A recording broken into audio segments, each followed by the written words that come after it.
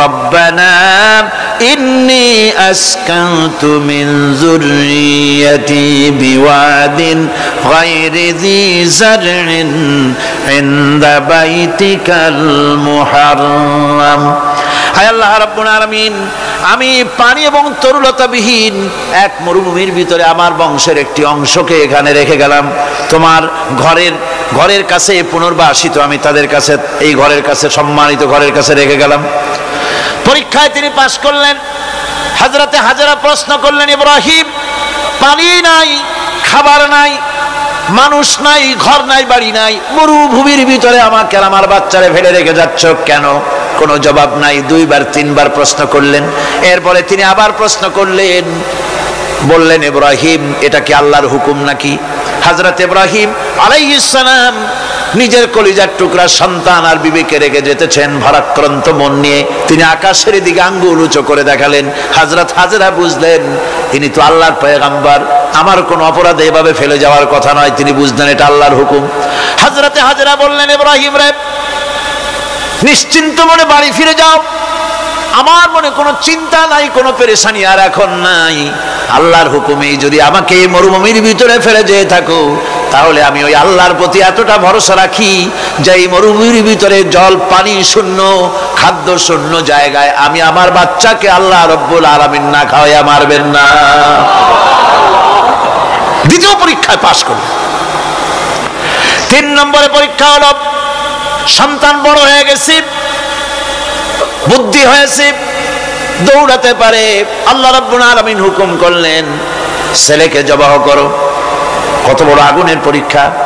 কোরআন শরীফ বলছে, হযরত ইব্রাহিম আলাইহিস সালাম নিজের ছেলেকে ডেকে নিয়ে বললেন, ইয়া বুনাইয়া ইন্নী আরা ফিল মানামি আন্নী আযবাহুক ফানজুর মাযা তারা। হে আমার কলিজার টুকরা সন্তান, আমি স্বপ্নে দেখেছি যেন আমি তোমাকে জবাহ করতেছি, তোমার রায় কি, তোমার মত কি, আমারে শোনাও।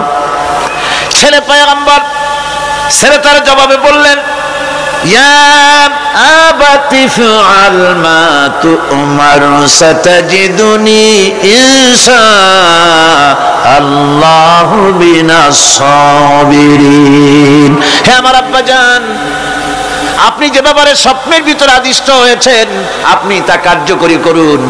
আমাকে এতটুকু অধৈর্যের মধ্যে পাবেন না, আমাকে ধৈর্যশীলদের মধ্যে পাবেন। আমারে আপনি আল্লাহর হুকুম পালন করেন। আল্লাহ পাক শোনাচ্ছেন, ফালাম্মা আসলামা ওয়া তাল্লাহু লিল জাবিন। পিতা পুত্র দুজনই রাজি হয়ে গেল। পিতা তার ছেলেকে কাঁধ করে গলার উপরে ছুরি ধরেছেন। আল্লাহ রাব্বুল আলামিন ইসমাইল জবাহ হোক এটা আল্লাহ চান নাই, আল্লাহ চেয়েছেন পরীক্ষা করতে। পরীক্ষায় ইব্রাহিম পাশ হয়ে গেলেন। আল্লাহ পাক বলছেন, ওয়ানাদাইনাহু আইয়া ইব্রাহিম قد صدقت الرؤيا إنا كذلك نجزي المحسنين। আমি ইব্রাহিমকে ডেকে বললাম, ইব্রাহিম, তুমি তোমার স্বপ্নকে বাস্তবে রূপ দিয়েছো, আর এভাবেই করি আমি মুহসিনদেরকে পুরস্কৃত করে থাকি। আল্লাহ পাক খুশি হলেন। আল্লাহ পাক বললেন, ইন্না হাযা লাবালাউল মুবিন। নিঃসন্দেহে এটি একটি বিরাট পরীক্ষা ছিল। ঠিক কি রকম? আল্লাহ নিজে বলছেন এটা একটি বিরাট পরীক্ষা, আজিম ইমতিহান। সে ইমতিহানে তিনি পাশ করলেন। পরীক্ষায় উত্তীর্ণ হওয়ার জন্য রব্বুল আলামিন পুরস্কার দিয়ে দিলেন। আল্লাহ পাক বললেন, সালামুন আলা ইব্রাহিম। পড়েন সবাই, সালামুন আলা ইব্রাহিম। ইব্রাহিমের প্রতি আল্লাহ পাক বললেন, ইব্রাহিমের প্রতি সালাম রইল। সুবহানাল্লাহি ওয়া বিহামদিহি। ইবাদত এর আনুগত্যের এই উৎকৃষ্ট দৃষ্টান্ত স্থাপনের পর আল্লাহ পাক তার গোটা বিশ্বের মুসলমানদেরকে কিয়ামত পর্যন্ত ইব্রাহিম আলাইহিস সালামকে জাতির পিতা বানায়া দিলেন। সুবহানাল্লাহ। কইতে ইচ্ছা করে না? এরকমের পরীক্ষা কোন পিতারা দিতে পারছে নাকি? গোটা বিশ্বের সমস্ত মানব মণ্ডলীর জন্য আল্লাহ পাক ইব্রাহিম আলাইহিস সালামকে কিয়ামত পর্যন্ত জাতির পিতা হিসাবে ঘোষণা করেছেন। সুবহান। মিল্লাতা আবিকুম ইব্রাহিম হুয়া সাম্মাকুমুল মুসলিমিন। তোমরা তোমাদের পিতা ইব্রাহিমের মিল্লাতের উপর প্রতিষ্ঠিত হও। আল্লাহ পাক বলছেন তোমাদের পিতা ইব্রাহিমের মিল্লাতের উপরে প্রতিষ্ঠিত হও, আর আল্লাহ তোমাদের নাম রেখেছে মুসলমান, তোমরা হচ্ছে মুসলমান। আমাদের পরিচয়, ওই যে পরিচয়ের কথা আগে হয়ে গেছে, আমাদের পরিচয় আমরা মুসলমান। আমাদের পরিচয় কি? মুসলমান। এটা প্রথম পরিচয়। ইবাদতের পূর্ণাঙ্গ মাপকাঠি হিসেবে আল্লাহ পাক হযরত ইব্রাহিম আলাইহিস সালামকে দুনিয়াবাসীর সামনে পেশ করেছেন। কোরআন বলছে ইহুদি এবং খ্রিস্টানেরা মুসলমানদেরকে বিভ্রান্ত করতে চায়। তারা বলে ওয়াকালু কুনু হুদান আও নাসারা তাহতাদু কুল বাল মিল্লাতা ইব্রাহিম হানিফা ওয়া মা কানা মিনাল মুশরিকিন। ইহুদিরা বলে ইহুদি হও তবেই তোমরা সঠিক পথ পাবা, খ্রিস্টানের বলে খ্রিস্টান হও তবেই তোমরা সঠিক পথ প্রাপ্ত হবে। আল্লাহ পাক বলছেন এদের সকলকে বলে দাও বরং তোমরা সব পরিত্যাগ করে মিল্লাতে ইব্রাহিমের ভিতরে শামিল হয়ে যাও। এটাই মুক্তির পথ, এটাই নাজাতের পথ, এটাই আল্লাহর পথ। সুবহানাল্লাহি ওয়া বিহামদিহি। এমনকি রাসূল কারীম সাল্লাল্লাহু আলাইহি ওয়াসাল্লামকে আল্লাহ পাক বলেছেন আনিত্তাবি মিল্লাতা ইব্রাহিম হানিফা, চারদিক থেকে মুখ ফিরিয়ে এনে মিল্লাতে ইব্রাহিমের ভিতরে শামিল হয়ে যাও, তারই অনুসরণ করো। রাসূল কারীম সাল্লাল্লাহু আলাইহি ওয়াসাল্লাম ইবাদত বা আনুগত্যের সর্বোৎকৃষ্ট নমুনা হওয়ার কারণে ইব্রাহিম আলাইহিস সালাম সম্পর্কে হুজুর বলেছেন ইন্না ইব্রাহিমা খায়রুল বারিয়া, রাওয়াহু মুসলিম। হুজুর সাল্লাল্লাহু আলাইহি ওয়াসাল্লাম বলেছেন ইব্রাহিম হচ্ছেন জগতের সর্বোত্তম ব্যক্তি। সুবহানাল্লাহ। সুতরাং আমাদেরকে ইবাদতের নমুনা হিসেবে ইব্রাহিম আলাইহিস সালামকে মানদণ্ড হিসেবে দেখতে হবে যে কিভাবে তিনি সারেন্ডার করেছিলেন আল্লাহ পাকের দরবারে। সেই দিন প্রশ্নপত্র সামনে আসবে, আমলনামাগুলি বেঈমানের পিছন দিক থেকে বাম হাতে আসবে আর ইমানদারের সামনে থেকে ডান হাতে আসবে। আমলনামা হাতে পাওয়ার সঙ্গে সঙ্গে বেঈমান বুঝে ফেলবে তার জায়গা কোথায়, কলিজা তখন গলার কাছে চলে আসবে। সব তো ছিল একসাথে। মনে করেন এই মাহফিলের মধ্যে মনে করেন এইখানে সন্ত্রাসী আছে, খুনি আছে, ওয়ান্টেড, মোস্ট ওয়ান্টেড আসামি এর মধ্যে আছে, ধরা যাচ্ছে না অনেক মানুষের মধ্যে। হঠাৎ করে অর্ডার হলো যে ভিতরে এসবিআইবি ঢুকিয়ে দেওয়া হয়েছে, গোয়েন্দা বিভাগের লোক ঢুকিয়ে দেওয়া আছে, সন্ত্রাসী মোস্ট ওয়ান্টেড যারা আছে বেরিয়ে পড়ো, এক পাশে চলে আসো। তখন অবস্থাটা কি হবে তাদের?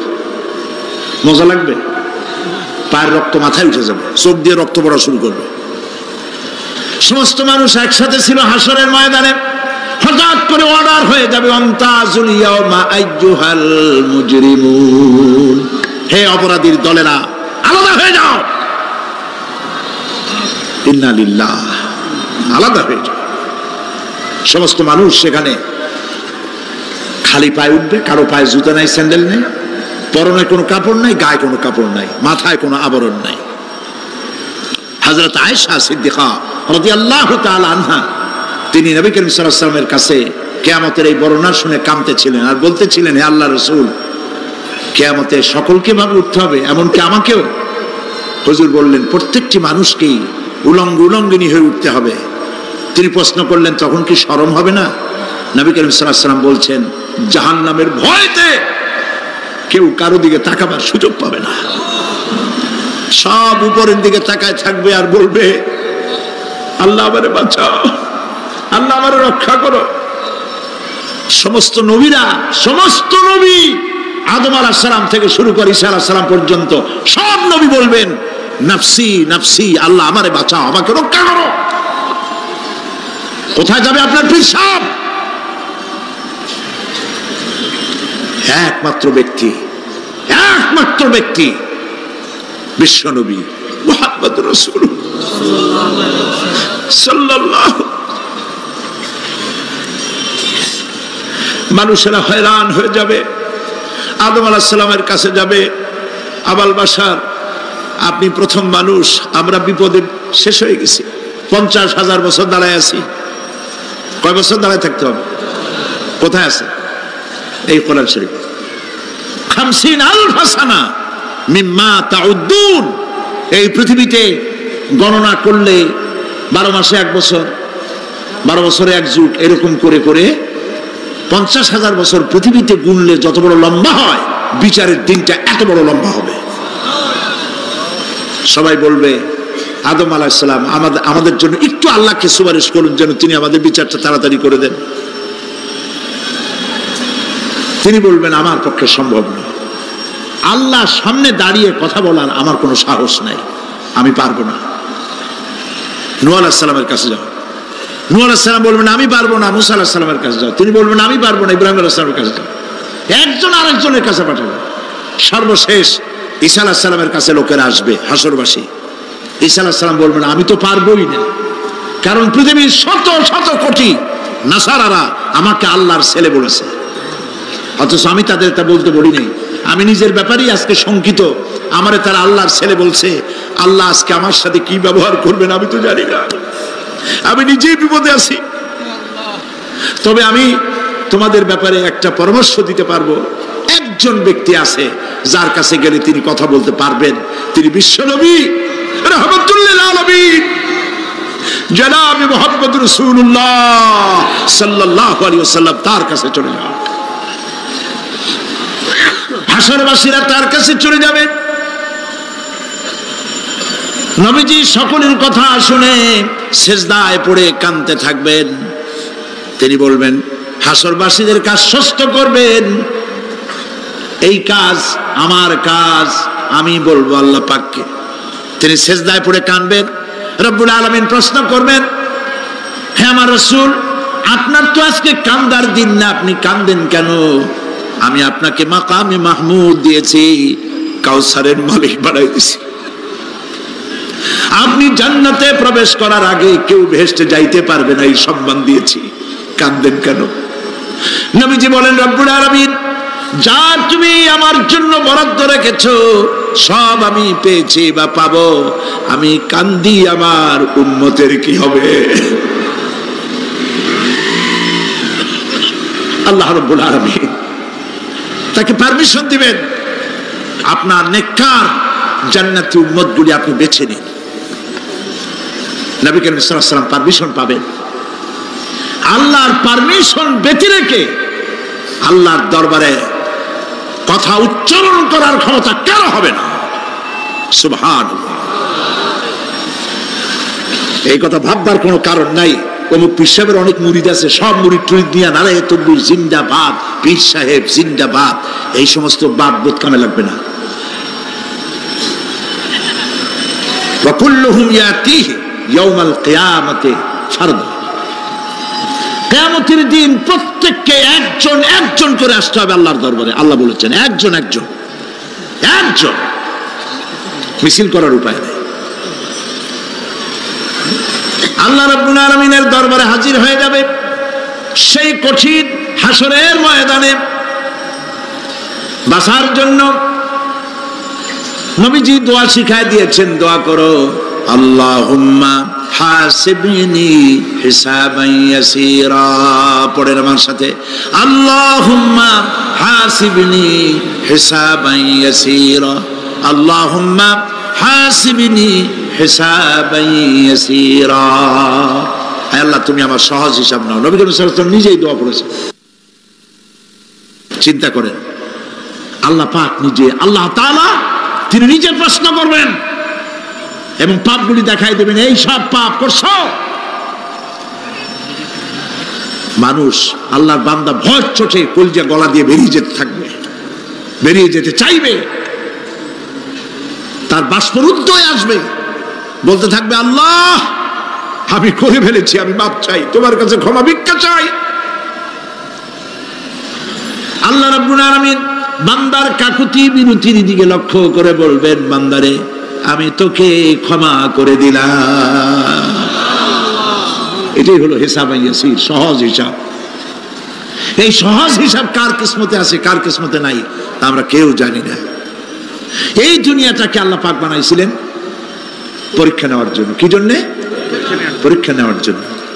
পরীক্ষায় যার যে বয়স এখন আছে, এখানে আমার যা বয়স, আপনার যা বয়স, এই বয়সে যা যা করছি এখন হিসাব করেন। ছোটবেলায় কই মাছের কাঁচা গলার মধ্যে ঢুকছিল, তখন ক্লাস 2-তে পড়ি। এরকমের একটা ঘটনা মনে আছে কিনা? মনে নাই? অন্যের বাড়ির আম পাড়তে গিয়া বাড়িওয়ালার সামনে পড়ছিলেন, 2টা থাপ্পড় দিয়েছিল। এইসব কথা মনে আছে না? আছে কিনা? এই ছোট্ট ছোট্ট কথাগুলি, কোন পুকুর পাড়ে আছার খাইছিলাম, কেডা মারছিল, সেই ছোট্টবেলা থেকে এই পর্যন্ত এই ছোট্ট কথাগুলি যদি মনে থাকে, তাহলে বড় বড় পাপ কি কি করছেন তা মনে নাই? তাহলে নিজের হিসাব নিজে করো। কিয়ামতে আল্লাহ পাক আমলনামা হাতে দিবেন, বলবেন পড়ো, ইকরা কিতাবাক, পড়ো তোমার আমলনামা। তুমি তোমার হিসাবের জন্য আজকে তুমি নিজেই যথেষ্ট। পড়ে দেখো কি করছো। ইন্না লিল্লাহি ওয়া ইন্না ইলাইহি রাজিউন। হযরত ওমর ফারুক রাদিয়াল্লাহু তাআলা আনহু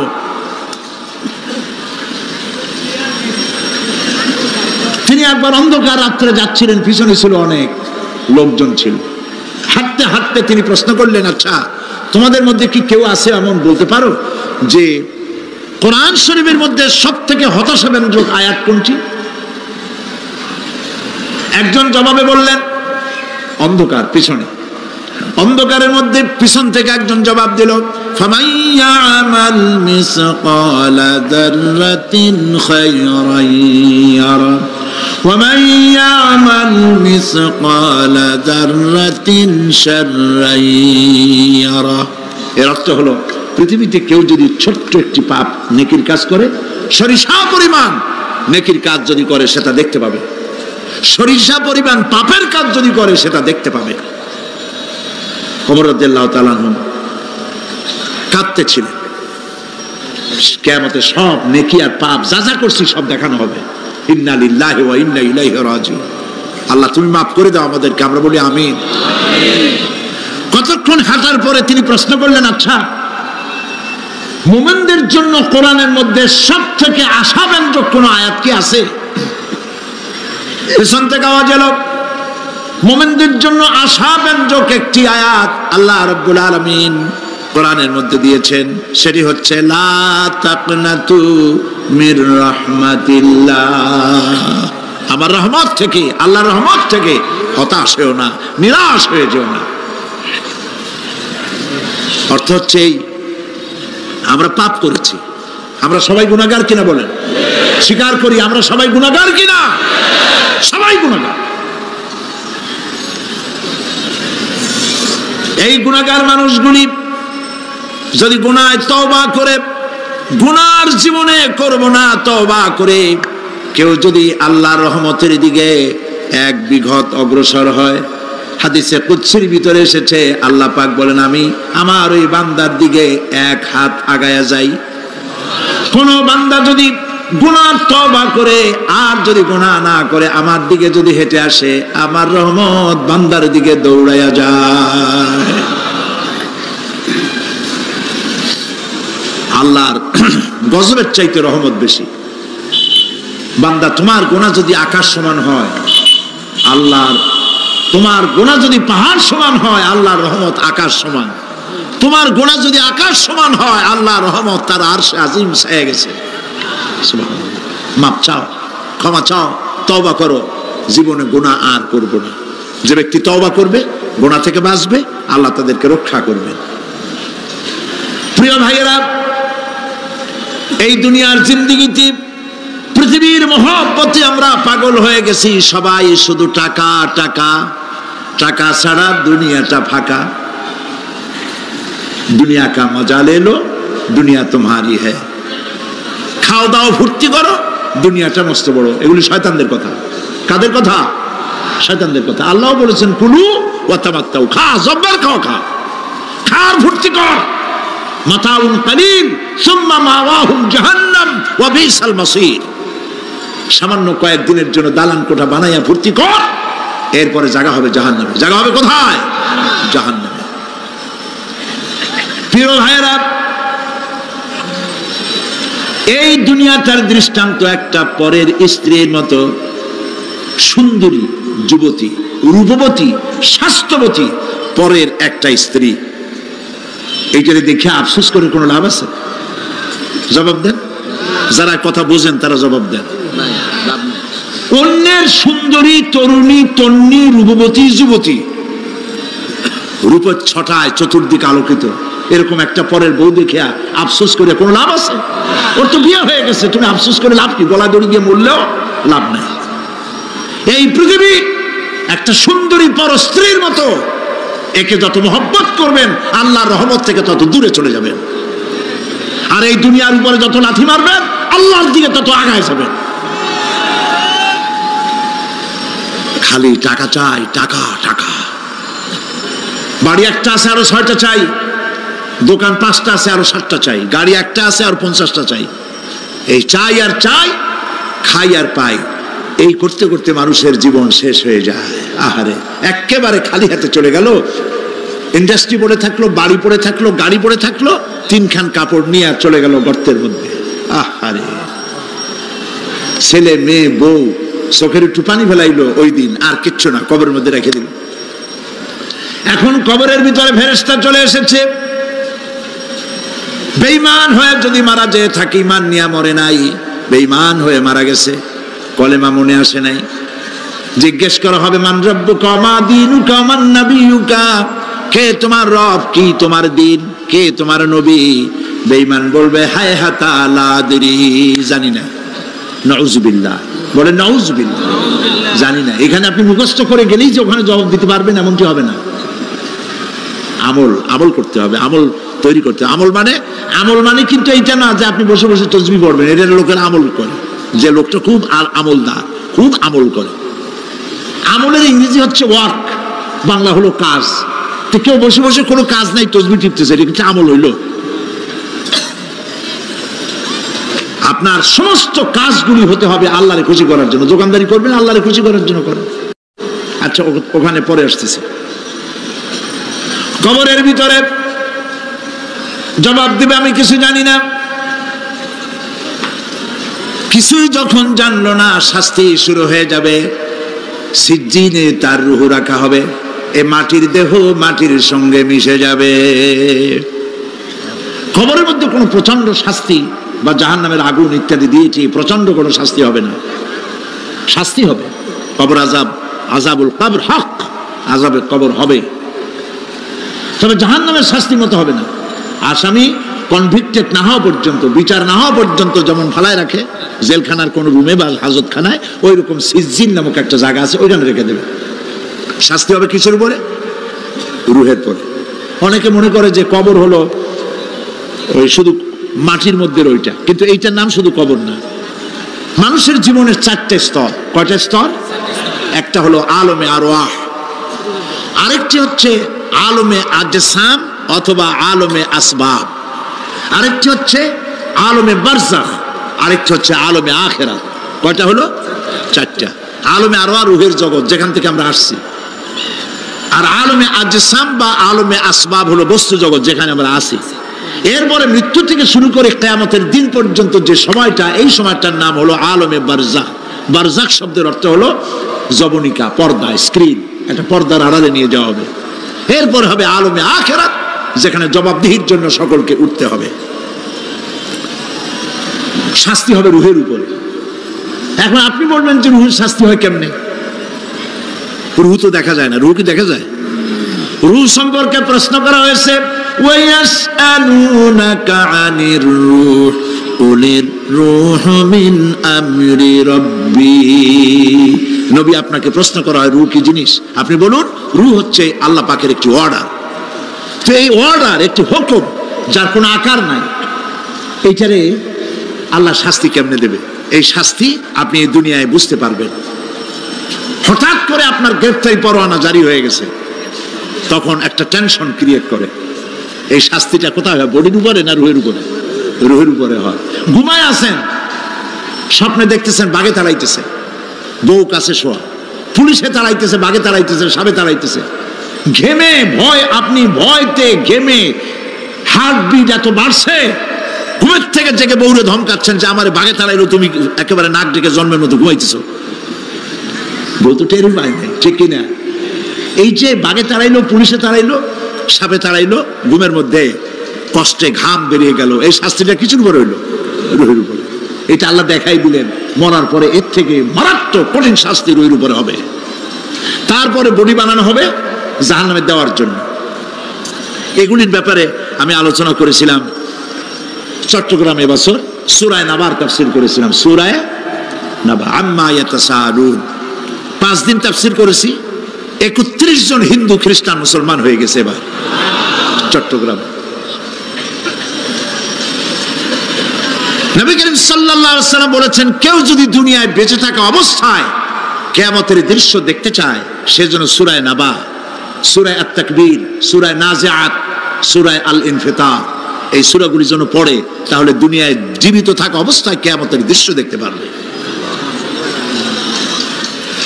ঈমানদার ব্যক্তি, যে ব্যক্তি মরার সময় মুখে উচ্চারণ করতে পেরেছে লা ইলাহা ইল্লাল্লাহু মুহাম্মাদুর রাসূলুল্লাহ, জোরে সোরে পড়েন লা ইলাহা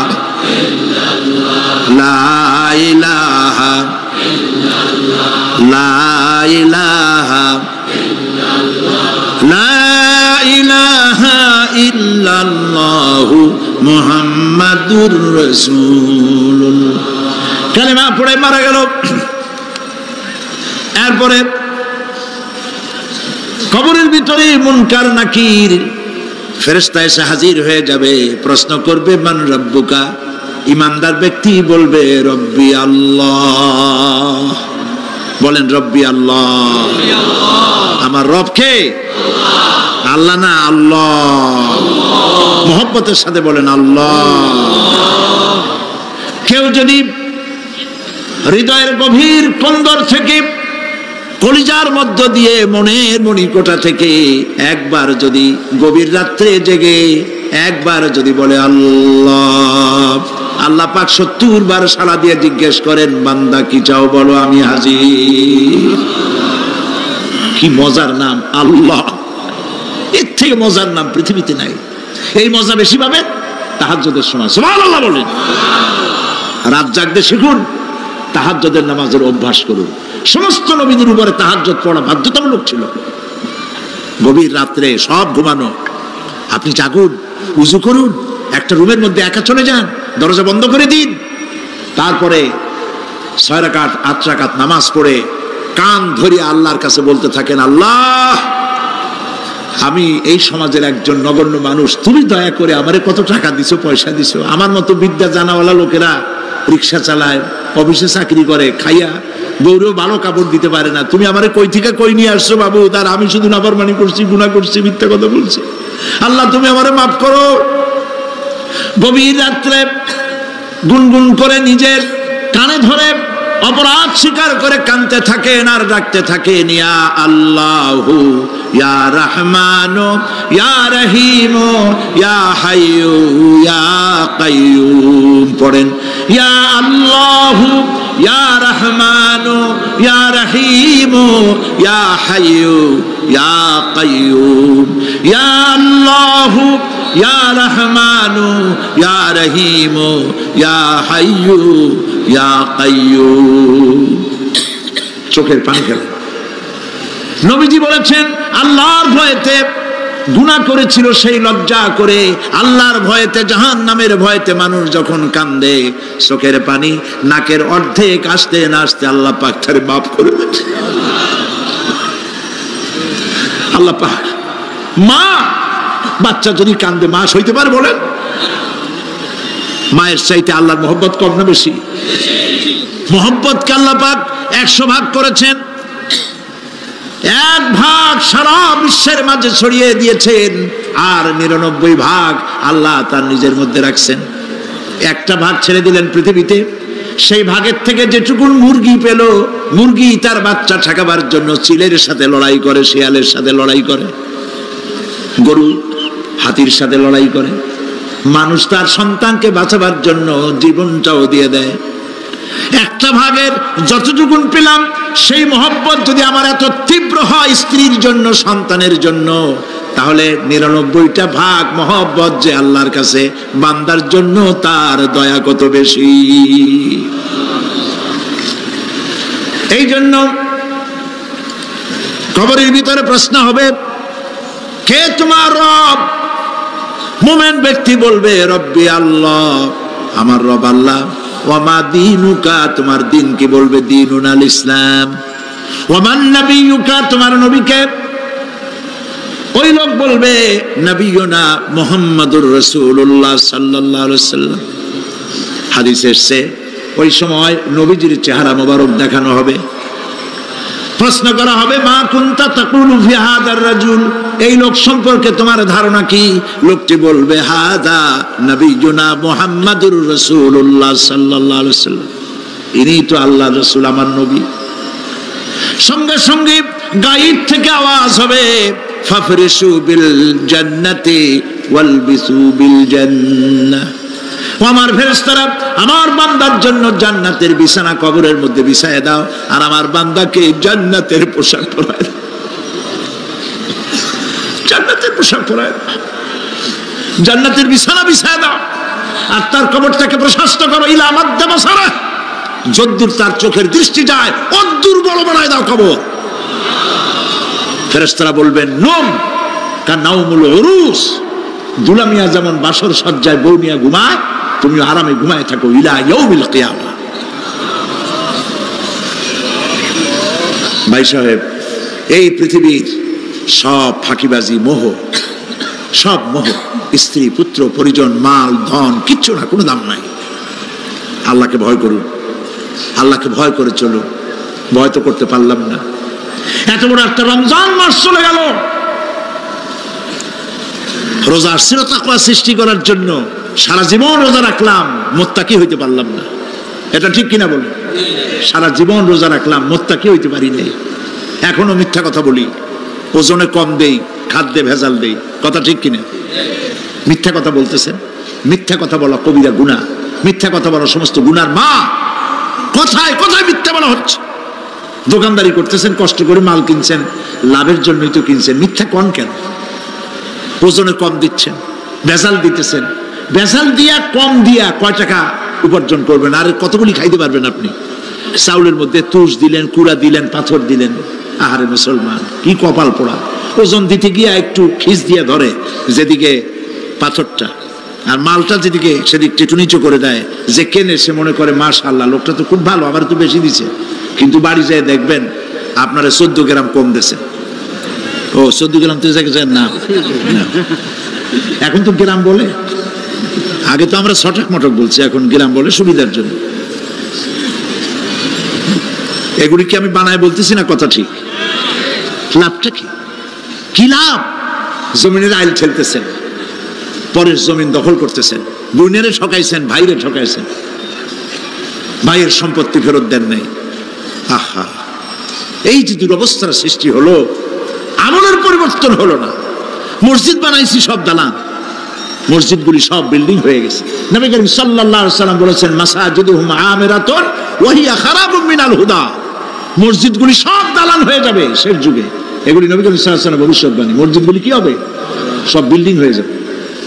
ওয়া হিয়া খারাবুম মিনাল হুদা, হেদায়েত থেকে খালি হয়ে যাবে। হেদায়েত নাই, খালি মসজিদ, building, tiles, mosaic, air condition সব আছে, হেদায়েত নেই। কবি বলতেছেন, मस्जिद तो बना ली है सब भर में ईमान की हरारत वालों ने, मन पुराना पापी रहा बरसों में नमाजी बनना सिखा। মন চাইছে তাড়াতাড়ি করে মসজিদ একটা বানাই ফেলাইছে, কিন্তু বছর বছর নামাজ পড়লো, মন সেই পুরানা পাপী রয়ে গেছে, সেই পাপ থেকে সে বাঁচতে পারে নাই। এই জন্য বিশ্ব कवि अकबाल बोले, मस्जिद में मरसिया खाए के नमाजी न रही, मस्जिद में मरसिया खाए के नमाजी न रही, यानी वो साहिबे औसाफ हिजाजी न रही। मस्जिद आकांत से আমার সেই নামাজি কই? যে নামাজিরা যখন নামাজ পড়তো পাখি এসে মাথার উপরে বসতো, পাখিতে বুঝতে পারতো না যেটা মানুষ না গাছ। সুবহানাল্লাহ। আর এখন ইমাম যদি নামাজ পড়তে আত্মাহিত পড়তে দেরি করে, ধীরে ধীরে পড়তেছে, পিছন থেকে সিগন্যাল মারা শুরু করে,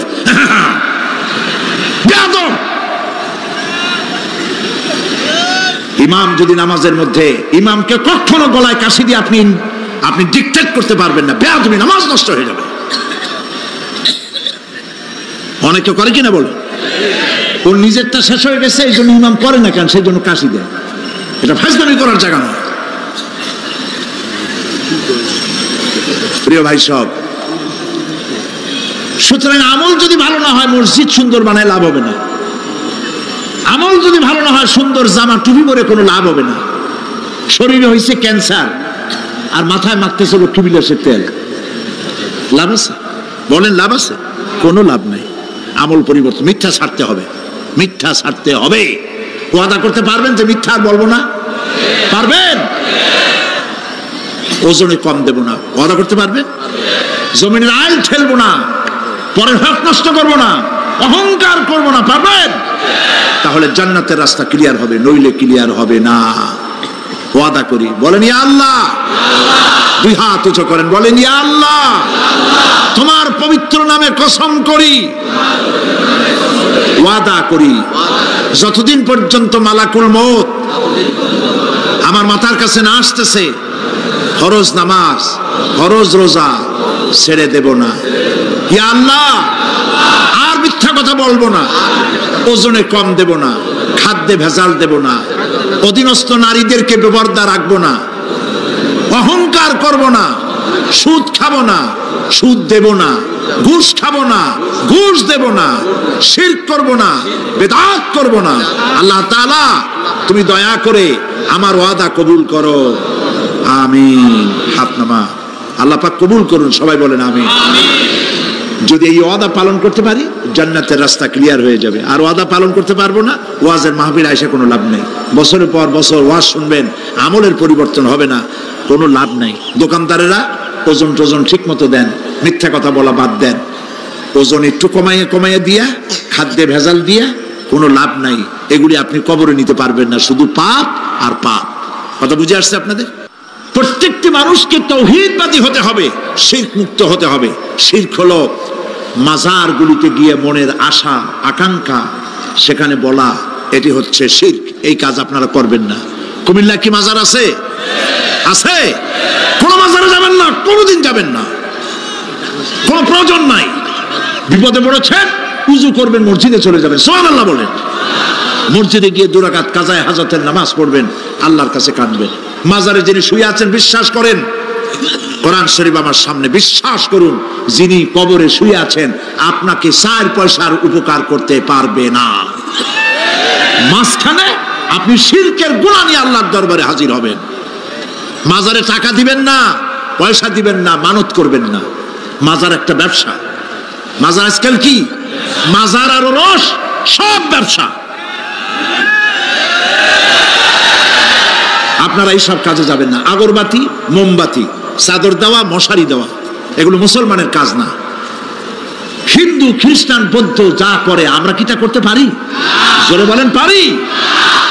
কবরে যদি একটু চিন্তা করেন ভাইরা, মাথাটা একটু খাটান, কবরে যদি চাদর দেওয়াই লাগে তাহলে রাসূল করিম সাল্লাল্লাহু আলাইহি ওয়াসাল্লামের কবরের উপরে সোনার সুতা দিয়ে চাদর দেওয়া উচিত ছিল।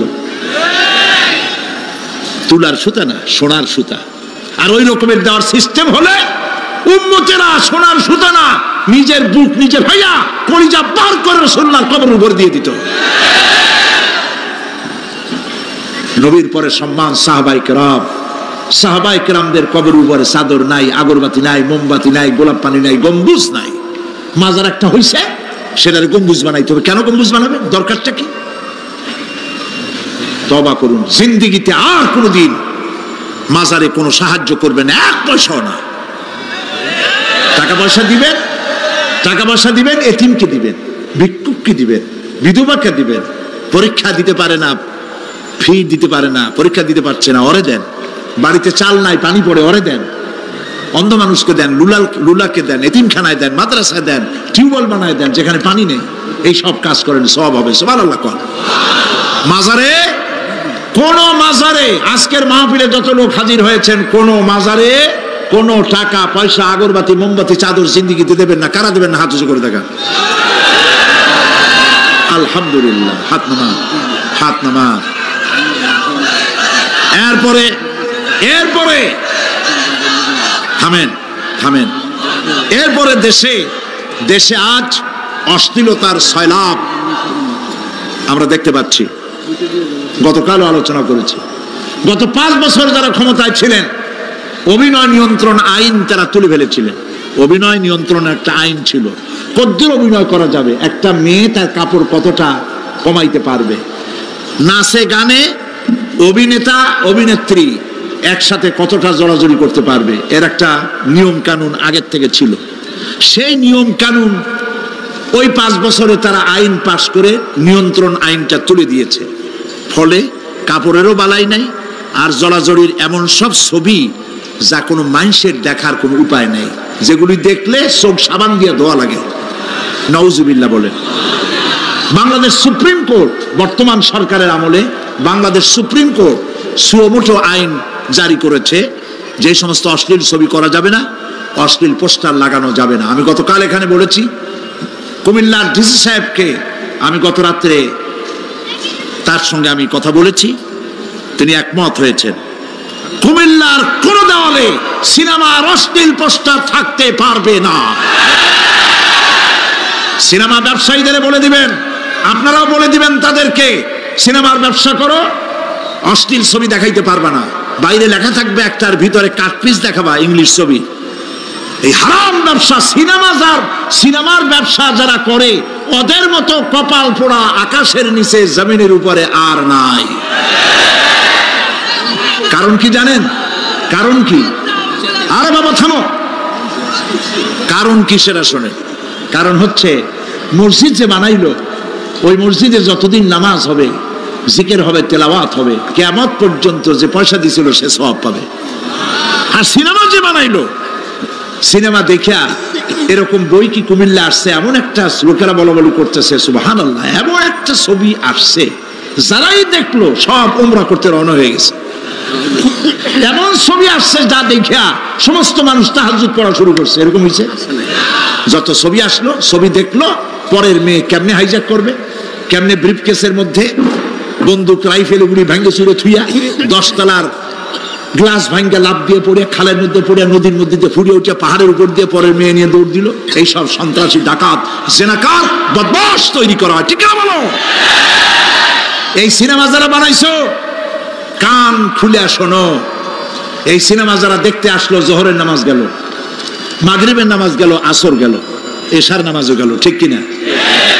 এতগুলো নামাজ গেল, আর তারপরে চরিত্র নষ্ট করলো, চরিত্র নষ্ট করে ফেন্সিডিল খাইলো, এরপরে চুরি করলো, ডাকাতি করলো, সন্ত্রাস করলো, জেনা করলো। বেটা তুই মর, যে সিনেমা বানাইছো মর, মরে দেখবি কিয়ামত পর্যন্ত এই সিনেমা দেখে যত লোকের চরিত্র নষ্ট হয়েছে, সমস্ত পাপ মাথায় নিয়ে কিয়ামতে আল্লাহর দরবারে দাঁড়াতে হবে। সুতরাং সিনেমার ব্যবসায়ীরা কানে ধরে সিনেমার ঝাঁচা মেরে দূর করে দাও। যদি মুসলমান হও, মুসলমানের যদি জন্ম দিয়ে থাকে, সিনেমার ব্যবসা বাদ দিয়ে দাও। আল্লাহ রহম করুক, বলেন আমি। আমার রাষ্ট্রের ভিতরে কোন মানুষ যদি ঋণগ্রস্ত অবস্থায় মারা যায়, আর তার ঋণ পরিশোধের অর্থ যদি না থাকে, তাহলে তার ঋণ পরিশোধের দায়িত্ব আর তার বিবি বাল বাচ্চা প্রতিপালনের দায়িত্ব আমি মুহাম্মদ আমার কাঁধের উপরে নিয়ে নিলাম। দারিদ্র বিমোচনের জন্য নবী করিম সাল্লাল্লাহু আলাইহি ওয়াসাল্লাম মানুষকে কাজ দিয়েছেন, ভিক্ষা কম দিয়েছেন। কেউ চাইলে, রাসূলের আদত মুবারক ছিল, কেউ কিছু চাইলে পকেটে হাত দিতেন, থাকলে দিতেন। জীবনে একদিনের জন্য কাউকে না বলেন নাই। বলেছেন কিছু নাই, বলতেন আজকে দিতে পারলাম না, তুমি আবার এসো, দেব না, এরকম কথা জীবনে একবারও বলেন নাই। সুবহানাল্লাহ। শুধু দিয়েছেন, কিছু নেন নাই। আল্লাহ, সারা জীবন মানুষের কষ্ট বুকের উপরে ধারণ করেছেন, কাউকে কষ্ট দেননি। ক্ষুধার্ত মানুষের দুয়ারে দুয়ারে গেছেন, নিজে ক্ষুধায় কষ্ট করেছেন। হযরত আবু বকর ওমর মসজিদে নববীর ভেতরে বসে অসময় বসে আছেন। রাসূলুল্লাহ দিনের বেলা জিজ্ঞেস করলেন, তোমরা এই অসময় এখানে কেন? তারা বললেন, আমরা ক্ষুধার্ত, 2-3 দিন কিছু খাই না। রাসূলুল্লাহ বললেন, আমারও তো একই অবস্থা, চলো। 3 জন বেরিয়ে গেলেন। মসজিদে নববীর পাশেই ছিল হযরত আবু আইয়ুব আনসারী রাদিয়াল্লাহু তাআলা আনহুর বাড়ি। আমি 1973 সনে স্বাধীন বাংলাদেশের প্রথম হজ আমি করেছিলাম। 4733 টাকা ছিল বিমানের ভাড়া। তখন মসজিদে নববীর পাশেই ছিল আবু আইয়ুব আনসারী রাদিয়াল্লাহু তাআলা আনহুর বাড়ি। সেই বাড়িতে গেলাম। ওইখানে একটা বাক্সের ভিতরে, একটা গ্লাসের বাক্সের ভিতরে ছিল রাসূলের ব্যবহার করা তরবারি, তীর আর ধনুক। আমি বহুত চেষ্টা করছিলাম গ্লাসটা উঠাবার জন্য, কারণ এটা সেই তরবারি, সেই তীর, সেই ধনুক যেখানে আমার রাসূলের হাতের পরশ লেগেছিল। যদি ধরতে পারতাম প্রাণ করে একটা চুমা দিতাম। এই বাড়িতে গিয়ে রাসূলুল্লাহ উপস্থিত হলেন। আবু আইয়ুব আনসারী 3 জন মেহমান, এর থেকে শ্রেষ্ঠ মেহমান আছে? স্ত্রীকে বললেন, তাড়াতাড়ি একটা ছাগল জবাহ করো, রুটি বানাও। তিনি চলে গেলেন বাগানে। বাগান থেকে কিছু খোরমা আনলেন। হাদিস শোনাচ্ছি, গল্প নয়। কিছু খোরমা এনে রাসূলের সামনে রাখলেন। রাসূলুল্লাহ বললেন, এর মধ্যে কাঁচা পাকা, আধা পাকা 3 পদের খাজুর, আমি কোনটা খাবো? হযরত আবু আইয়ুব বলেন, 3 প্রকারের খেজুরে আপনি হাত দিবেন, কারণ আপনার হাত যে প্রকারের খেজুরের গায়ে লাগবে আমার বাগানে আল্লাহ রাব্বুল আলামিন সেই খেজুরে বরকত দিয়ে দিবেন। কিছুক্ষণ পরে রান্না হয়ে গেল। রাসূলের সামনে গোশত আসলো, রুটি আসলো। আল্লাহর নবী খাবারের শুরুতে 2-1টা রুটি আর 2-3টা গোশত টুকরা রুটি দিয়া পেঁচায়া হযরতে আবু আইয়ুব আনসারীর হাতে দিয়া দিলেন। বললেন, আবু আইয়ুব, এই রুটি আর গোশত টুকরা নিয়ে যাও। আমার কলিজার টুকরা মা ফাতেমা গত 3 দিন হলো কিছু খায় নাই। দুনিয়ার মানুষের খাবার পৌঁছায়ছেন, নিজে না খেয়ে থেকেছেন। হযরত আয়েশা বলেছেন, 1 দিন 2 দিন না, মাসের পর মাস রাসূলুল্লাহর স্ত্রীদের ঘরে চুলায় আগুন জ্বলে নাই। হযরত ওমর রাদিয়াল্লাহু তাআলা আনহু রাসূলুল্লাহর ঘরে প্রবেশ করেছেন। এখনো ঘরটা আছে, মসজিদে নববীর কোনায় ছোট্ট ঘরটা, বিশ্বনবীর ঘর।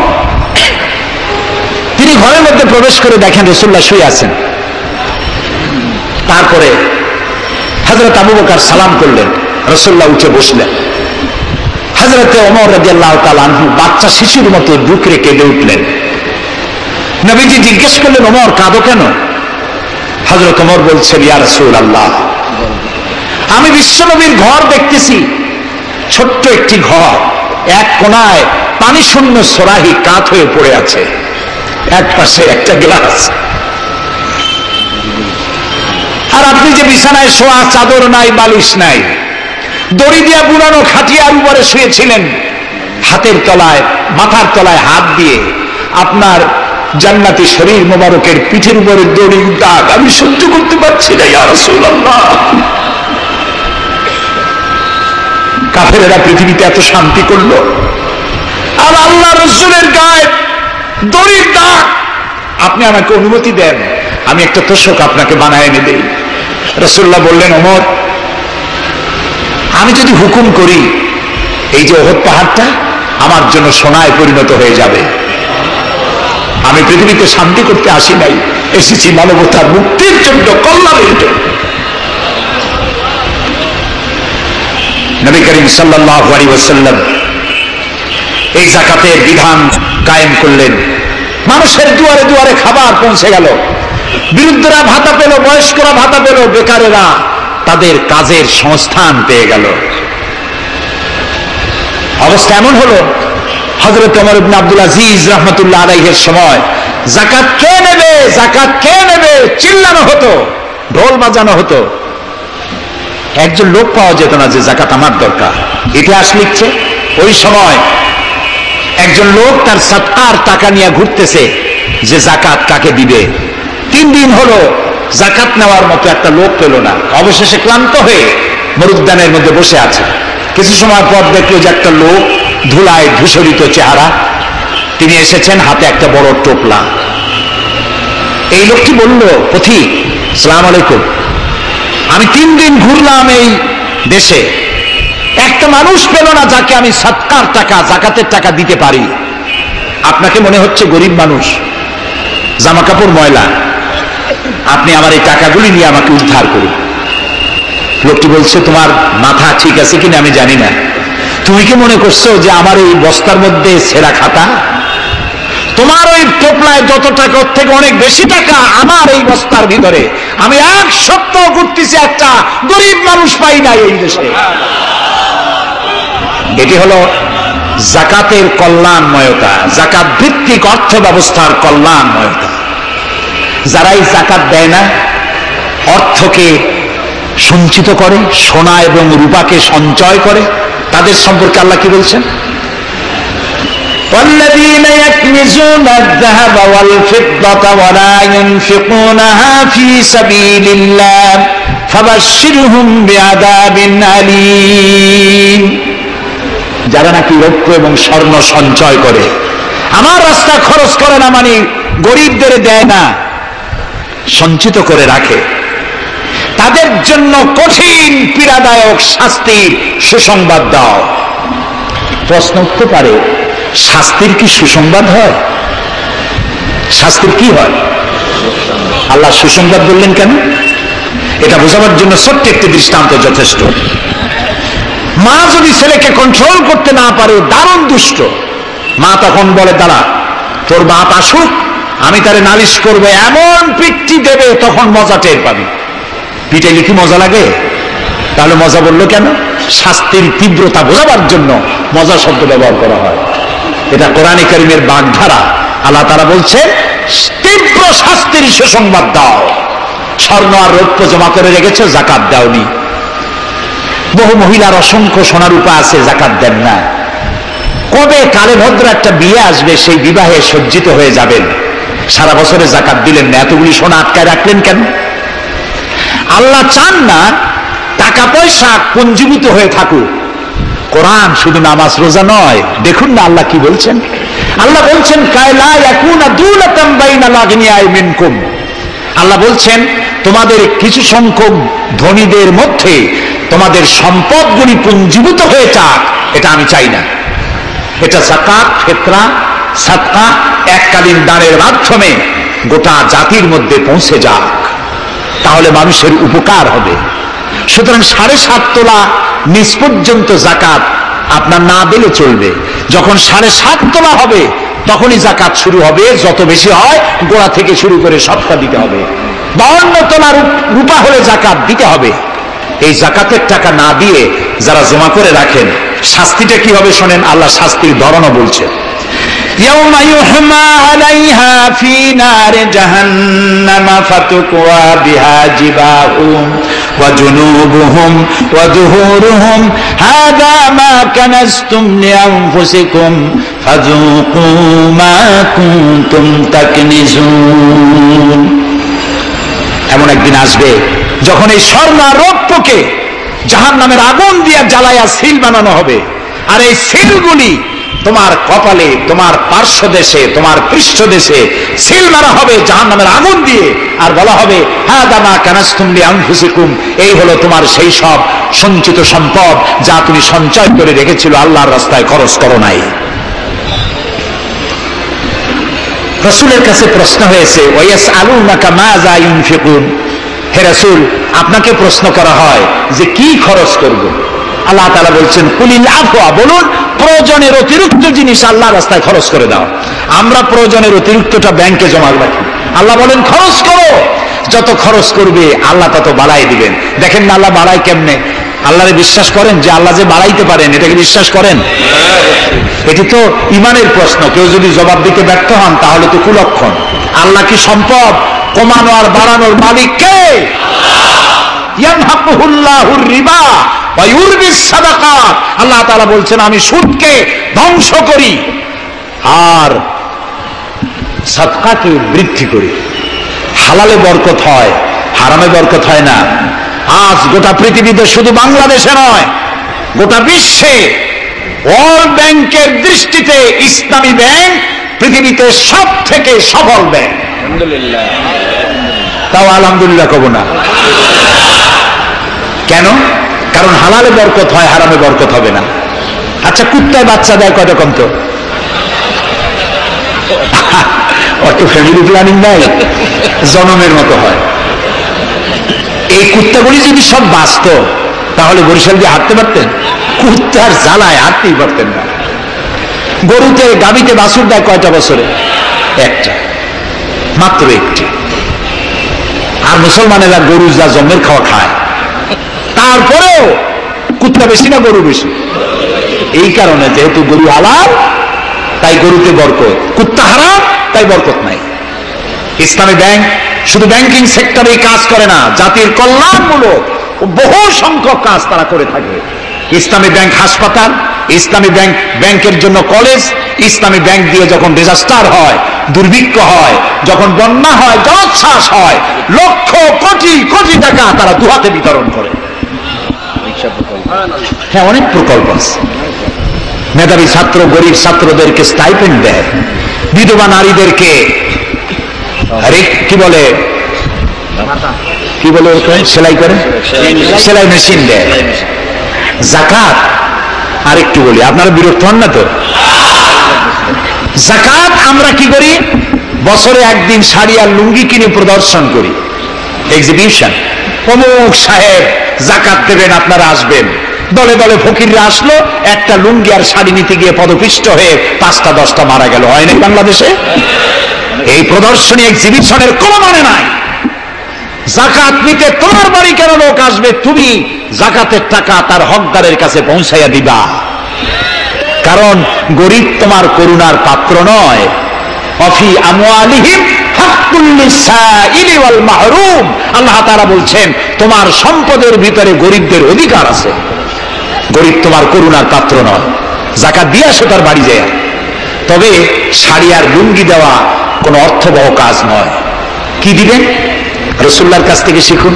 ওই যে একজন আসলো, ভিক্ষা চাইলো, বলল তোমার কি কিছু নাই? বলল আছে। কি আছে কোন তো? মাশাআল্লাহ, জানি সবাই, কিন্তু আমল করি না। দুনিয়ায় যত ভালো কথা সব বলা হয়ে গেছে, বাকি আছে শুধু পালন করা। রাসূলুল্লাহ তাকে বললেন কম্বল আনো। বিক্রি করে কিনলেন কি? কুড়াল। রাসূলুল্লাহ তার নিজের পবিত্র হাত দিয়ে কুড়ালে হাতল লাগায় দিলেন। বললেন যাও জঙ্গলে কাঠ কাটো, বাজারে বিক্রি করো, ভিক্ষা কোনো দিন আর করবা না। 1 বছর পর, হাদিস শুনুন, 1 বছর পর ওই ভিক্ষুক এসে বলছেন আসসালামু আলাইকা ইয়া রাসূলুল্লাহ, হুজুর আপনি আমাকে চিনেছেন? আমি সেই ভিক্ষুক যে ভিক্ষা নিতে এসেছিলাম, আপনি আমাকে ভিক্ষা না দিয়ে কুড়াল দিয়েছিলেন। কুড়াল দিয়া কাঠ কাটিয়া বাজারে বিক্রি করে আমার কাছে এখন যাকাত দেওয়ার মতো অর্থ জমা হয়ে গেছে। এটার নাম ইসলাম। শুধু নামাজ রোজা জিকির আজগারের জন্য শুধু নয়, নামাজ রোজা জিকির আজগার তো করব, কিন্তু আমার মানুষকে দারিদ্র বিমোচন করতে হবে। সুতরাং যাকাতের টাকা দিয়ে একটা শিক্ষিত বেকার যুবককে একটা কম্পিউটার কিনে দেন, একটা বিধবা মহিলাকে একটা সেলাই মেশিন কিনে দেন। তার সতীত্ব সে বাঁচাতে পারবে। ক্ষুধার জ্বালায় মানুষ যখন অসহনীয় পর্যায়ে চলে যায়, তখন সে দেহ ব্যবসার মতো নিকৃষ্ট পর্যায়েও চলে যায়। এজন্য ধনীরা দায়ী হবে আল্লাহর কাছে। কচু গাছ কাটতে কাটতেই মানুষ খুন করে। একটা এতিম বাচ্চা ক্ষুধার জ্বালায় ঘুরতেছে, ওই বাচ্চাটি আপনি তাকে একটু আদর করেন, ওরে আপনি একটা চীনাবাদামের বাক্স কিনে দেন 50 টাকা 100 টাকা দিয়া, কিছু চীনাবাদামের পুঁজি দেন, একটা পানের খিলি বানাইয়া বিক্রি করার পুঁজি দেন, কয়েকটা বুট পলিশের কালি আর ব্রাশ কিনে দেন, সে রাস্তায় বসে জুতা পালিশ করবে। ছেলেটি পকেট মারা থেকে, চুরি করা থেকে বেঁচে যাবে, সমাজ সংস্কার হবে, সমাজ অপরাধ মুক্ত হবে, সমাজ থেকে দারিদ্র বিমোচন হবে। আলহামদুলিল্লাহ বলুন। আপনি কি জানেন এই যে গাছগুলি লাগালে পরে কত সওয়াব হয়? এবং দারিদ্র বিমোচনের জন্য গাছের কি বিশাল ভূমিকা। রাসূলুল্লাহ বলেছেন হাদিস, তোমার কাছে যদি এমন খবর আসে যে কিয়ামত হচ্ছে, আর তখন যদি তোমার কাছে কোনো গাছের চারা থাকে, কিয়ামত হচ্ছে, গাছের চারাটি কিয়ামত আসার পূর্বেই গাছের চারাটি লাগিয়ে যাও, কিয়ামতের দিন সপ্তাহে 4 সওয়াব পেয়ে যাবে। একটি গাছ যদি কেউ লাগায়, ওই গাছে যত পাখি বসবে, ফল হবে, মানুষে খাবে, আশ্রয় নেবে মানুষেরা, কিয়ামত পর্যন্ত সদকায়ে জারিয়ার সওয়াব মানুষ কবরে বসে বসে পেতে থাকবে। সব জায়গায় সওয়াব আর সওয়াব, জানি না, খালি মনে করি ইল্লাল্লাহ ইল্লাল্লাহ বলতে পারলেই সওয়াব। আর খালি ইল্লাল্লাহ বলবেন বা কেন? যারা এই ধরনের জিকির করেন, আমার মনে দারুণ প্রশ্ন, জবাব খুঁজে পাই নাই। আল্লাহর কলেমাকে খণ্ডিত করে জিকির করার পারমিশন কোন হাদিস দিয়েছে? কে দিয়েছে এই পারমিশন? লা ইলাহা ইল্লাল্লাহ, এটা হলো পূর্ণাঙ্গ কালেমা, কমপ্লিট হচ্ছে মুহাম্মদুর রাসূলুল্লাহ। আফজালুল যিকর লা ইলাহা ইল্লাল্লাহ। কতক্ষণ লা ইলাহা ইল্লাল্লাহ, কতক্ষণ ইল্লাল্লাহ ইল্লাল্লাহ ইল্লাল্লাহ। এর অর্থ কি? আল্লাহ ছাড়া, আল্লাহ ছাড়া, আল্লাহ ছাড়া। আল্লাহ ছাড়া কি? কমন সেন্সের শুধু কমন বাদ দিয়া শুধু সেন্স যদি থাকে, কোন মুসলমানের এমন জিকির করা উচিত নয়। তবে common sense is very uncommon. দুর্ভাগ্য জাতি। প্রিয় ভাই, সব দারিদ্র বিমোচনের জন্য আল্লাহ তাআলা এইসব ব্যবস্থা করে রেখেছেন। কাজ করে খাও, আয় থেকে দায় শোধ করো। আপনার পুকুর কেটে চতুর্দিকে পুকুরের কান্দায় পেঁপে গাছ লাগান, কলা গাছ লাগান। হাঁস পালেন, হাঁসগুলি পানিতে সাঁতার কাটবে, ভেতরে মাছ থাকবে, হাঁসের পায়খানা খেয়ে মাছ বড় হবে, হাঁস বড় হয়ে ডিম দেবে। এই ডিম বিক্রি করবেন, মুরগি বিক্রি করবেন, পেঁপে বিক্রি করবেন, কলা বিক্রি করবেন। মানুষের কাছে হাত পাতার চাইতে নিকৃষ্ট কাজ আর নয়।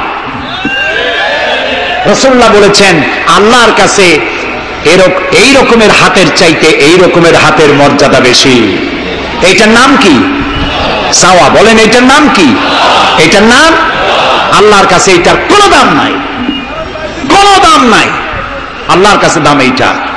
এই জন্য যারা শ্রমিকদের সম্পর্কে আমার রাসূল বলেছেন, আল কাসিব হাবিবুল্লাহ, যারা সহজে উপার্জন করে খায় ওরা আল্লাহর বন্ধু। আপনারা শ্রমিক না, সেই জন্য সুবহানাল্লাহ কইতে পারলেন না। আলহামদুলিল্লাহ বলে রাসূলুল্লাহর হাদিস শোনাচ্ছি, আমি গাজী কালু চম্পাবতীর পুঁথি শোনাচ্ছি না। আল কাসিব হাবিবুল্লাহ, যে ব্যক্তি সহজে উপার্জন করে খায় সে আল্লাহর বন্ধু। এখন যদি কোন রিকশাওয়ালা, কুলি মজুর, ঠেলাওয়ালা যদি মনে করে আল্লাহর বন্ধু যখন হয়েছি নামাজ রোজা দিয়ার করব কি, এটি কিন্তু ঠিক নয়। আল্লাহর বন্ধু হওয়ার জন্য নামাজ রোজা অত্যন্ত জরুরি। আর আপনি যে কষ্ট করে খাচ্ছেন, আপনার পয়সা হালাল। যে ব্যক্তি রিকশা চালায়, 2.5 মনে বস্তা মাথায় করে স্টিমারে উঠায়, ওর চাইতে হালাল পয়সা কারো নাই। মাথার ঘাম পায়ে ফেলে উপার্জন করছে। আপনি জানেন না যে দালানে যারা আছে খুব শান্তিতে নাই। বাইরের থেকে দেখে ভেতরের অবস্থাটা বোঝা যায় না। গুলশান, বনানী, আভিজাত্যপূর্ণ এলাকার বিশাল বিশাল বাড়ি দেখে আপনার চোখ ধাঁধা লেগে যেতে পারে, খুব শান্তির নিলয়। না, শান্তি নাই। বাড়ির মালিক, বহু টাকার মালিক, রাত্রির বেলায় ঘুম হয় না। কোন ফাঁক দিয়া জানলার পাশ দিয়ে গুলি এসে বুক ঝাঁঝরা করে দেয়, ঘুম নাই। জনমের মতো অসুখ হয়েছে, প্রত্যেক দিন সোনার চাউল দিয়ে ভাত খাইতে পারে, কিন্তু ডাক্তার তার রুজি কন্ট্রোল করে দিয়েছে। পাঙ্গাসের পেটি, খাসির চর্বি খাইতে পারবেন না, ভাত কম খাবেন। সকালবেলায় ডিমের পুষ, দুপুর বেলায় 1 স্লাইস টুস, সন্ধ্যাবেলায় ফলের জুস, খাওয়া শেষ। বউ তো কথা শোনে না। হাজারো কাজ করে ঘরমুক্ত হয়ে স্বামী ফিরেছে। বিবি সাহেবা, বেগম সাহেবা এখন ধরে হাতে ভেরিটি ব্যাগ নিয়ে স্বামীর সামনে থেকে হন হন করে যাচ্ছে। স্বামী বেচারা কষ্ট করে জিজ্ঞেস করছে, তুমি কই যাও? বলছে, আই এম ভেরি বিজি। ছেলে হয়েছে কয়টা? সব গুন্ডা, মাস্তান। মাথায় এত বড় চুল, হাতে এত বড় নখ। মেয়েগুলি বয়ফ্রেন্ড নিয়ে কোথায় চলে গেছে। বেটা বাড়ির কাজের লোক, কাজের মেয়েদের হাতের দেওয়া খানা খাইলো, আদর পাইল না, যত্ন পাইল না, সম্মান পাইল না। খাইয়ে নিজে নিজে শুয়ে আছে, এতগুলা ঘুমের ট্যাবলেট খাইছে, ঘুমও আসে না। কিন্তু তুমি মেয়ে রিকশাওয়ালা, ঠেলাওয়ালা, কুলি মজুর, সারাদিন কাজ করে পোলাও চাউল কিনতে পারো নাই, মোটা চাউল কিনেছো, খেসারির ডাল কিনেছো। একটু কিনে বাড়িতে বউ রান্না করেছে। আমি এই চোখে দেখা কথা বলি, আল্লাহ তাআলা এই বয়সে কম দেখান নাই। কমলাপুর রেল স্টেশনের বস্তি দেখেছি, অনেক বস্তি এলাকায় গিয়েছি। স্বামী বসে খাচ্ছে, ঘরমাক্ত রিক্সা চালায় আসছে, 2.5 মণে বস্তা টানে আনছে, স্ত্রী খাবার তুলে দিচ্ছে, আরেকটু খাও, খুব কষ্ট করেছো, আরেকটু খাও। ওর ঘরে ফ্যান নাই, কাপড়ের আঁচল দিয়ে স্বামীর কপাল মুছে দিচ্ছে, আরেকটু খাও, এত কষ্ট করো তুমি। ওর ঘরে ফোমের বিছানা নাই, চটের মতো শক্ত বিছানা, বালিশ নাই, ইটের মতো শক্ত, সব কাপড়ের একটু কভার দেওয়া, এরকম একটা বালিশের উপরে সারাদিনের শ্রান্তি আর ক্লান্তি নিয়ে আর ঘুমায় গেছে, কোনো ওষুধ খাওয়া লাগে না। এমন ঘুম আসছে ওর নাকের গর্জনে ট্রাকের ইঞ্জিন ফেল। শান্তি কি বড় লোক হলে হয়? শান্তি দেওয়ার মালিক আল্লাহ। শান্তি দেওয়ার মালিক কে? আল্লাহ তাআলা। এই জন্যে এই শান্তি আসবে যদি সঠিকভাবে সুষ্ঠুভাবে আল্লাহ পাকের দেওয়া এই বিধানগুলি আমরা যদি সমাজে কায়েম করতে পারি, তাহলে এটি সম্ভব। আমার দেশে এখন যদি যাকাতের টাকা কালেকশন করা হয়, তাহলে আমরা একটা হিসাব করেছি, আমি একটা ব্যাংকের সাথে জড়িত আছি, আপনারা জানেন বোধহয়, ইসলামী ব্যাংক। এর জন্ম লগ্ন থেকে আমি আছি এর সাথে। সেই হিসেবে আমরা একটা জরিপ চালাইছি, বাংলাদেশে যদি এখন যাকাত যদি গভর্নমেন্ট কালেকশন করে, তাহলে একেবারে কম করে হলেও 6,000 কোটি টাকা যাকাত কালেকশন হতে পারে। 6,000 কোটি।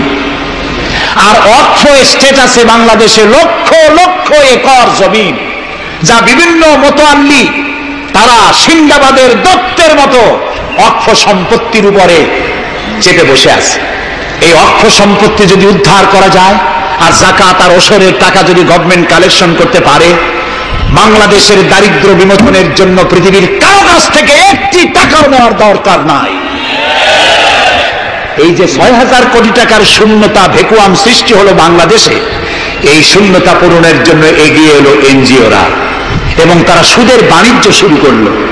ব্যাংক সুদ নেয় 15 or 17%, আর এনজিওরা নেয় 35 থেকে 40%। মারাত্মক সুদখোর। সমাজে কাবুলিওয়ালাদের মতো সুদ চালু করে দিয়েছে। প্রিয় ভাই সব, বাংলাদেশ একটি সম্পদশালী দেশ। যারা বলে, আমি পার্লামেন্টে একবার বক্তৃতায় বলেছিলাম যে যারা বলে বাংলাদেশ গরিব, আমি তাদের সাথে একমত হতে পারি না।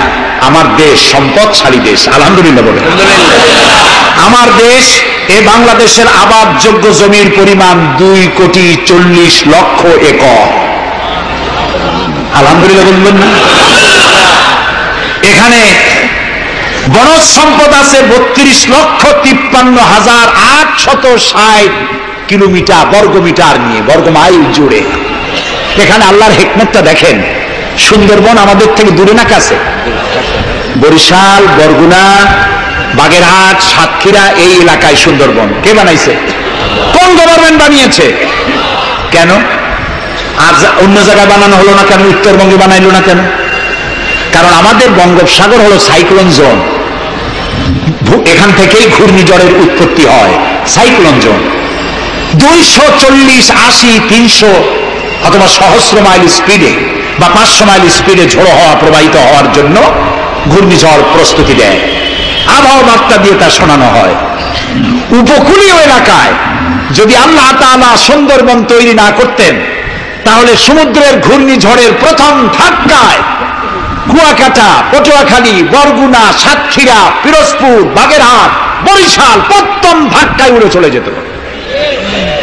আল্লাহ তাআলা কি দয়া, সুন্দরবন বানাই দিয়ে প্রোটেক্টেড করেছেন। তাও আমরা সুবহানাল্লাহ বলবো।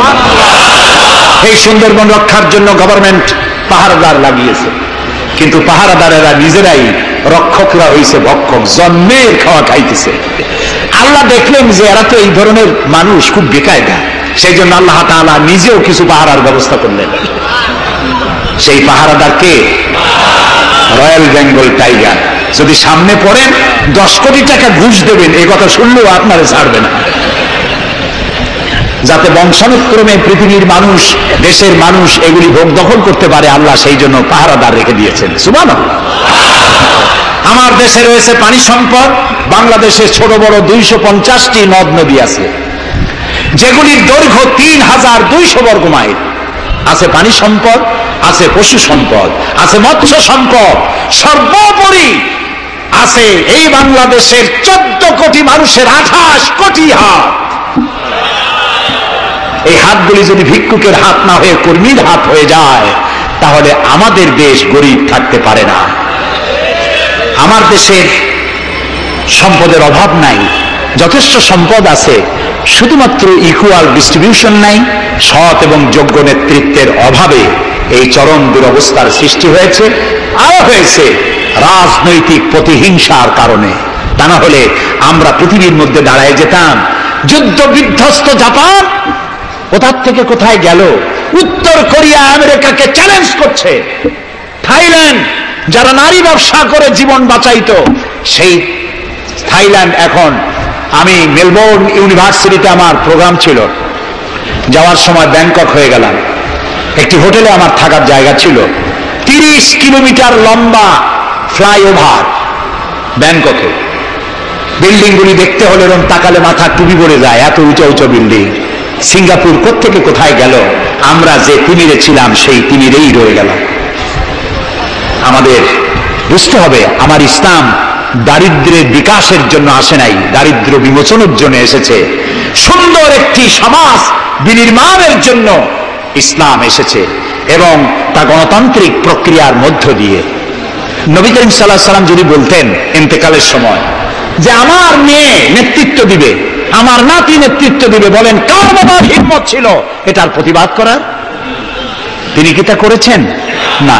ইন্তেকালের সময় জিজ্ঞাসিত হয়ে তিনি বললেন, আমার পরে তোমাদের মধ্যে যিনি বেশি যোগ্য, খোদাভীরু, আল্লাহকে ভয় করে, তেমন লোককে তোমরা নেতা নির্বাচিত করো। আবু বকর রাদিয়াল্লাহু তাআলা তাই বলেছেন, ওমর, ওসমান, আলী তাই বলেছেন। সুবহানাল্লাহ বলেন।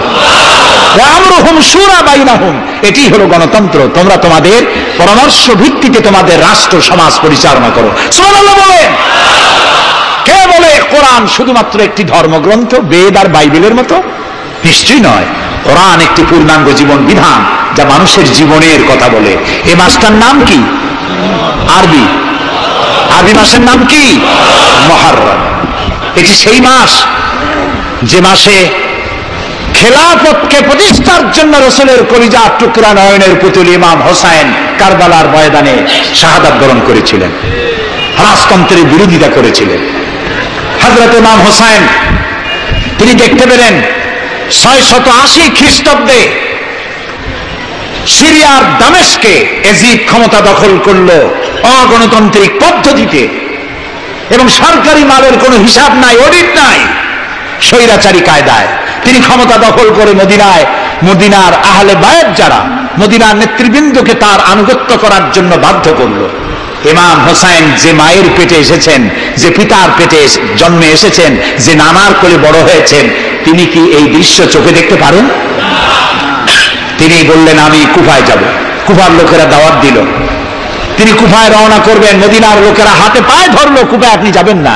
তিনি বললেন, আমি কোন ক্রমে এজিদের বশ্যতা স্বীকার করব না, আমি এর বিরোধিতা করবই। মাত্র 72 জন লোক নিয়ে তিনি কুফার দিকে অগ্রসর হলেন।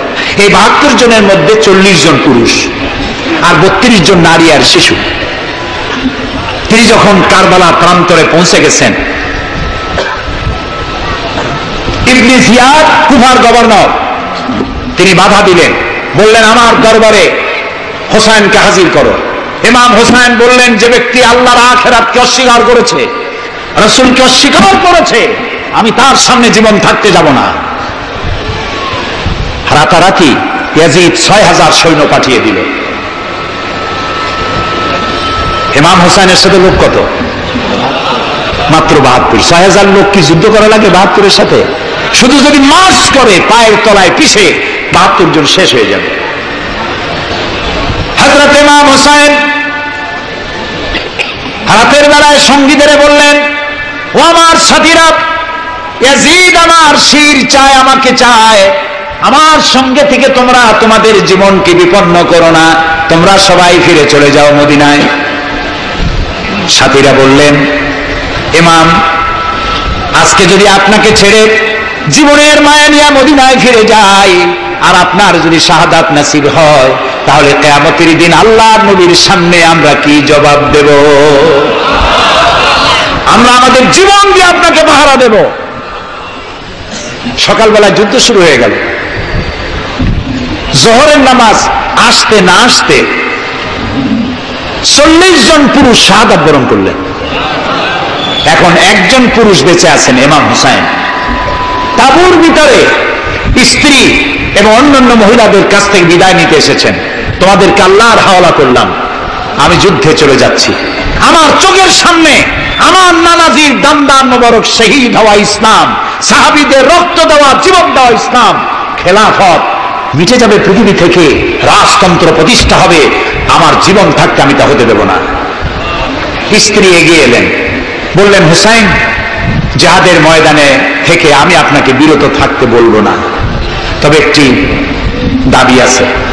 এই যে ছোট্ট দুগ্ধপোষ্য শিশু, গত কয়েকদিন হলো ঘরে খাবার নাই, পানি নাই, আমার বুকে দুধও নাই, এই ছোট্ট বাচ্চাটিকে একটু পানির ব্যবস্থা করুন।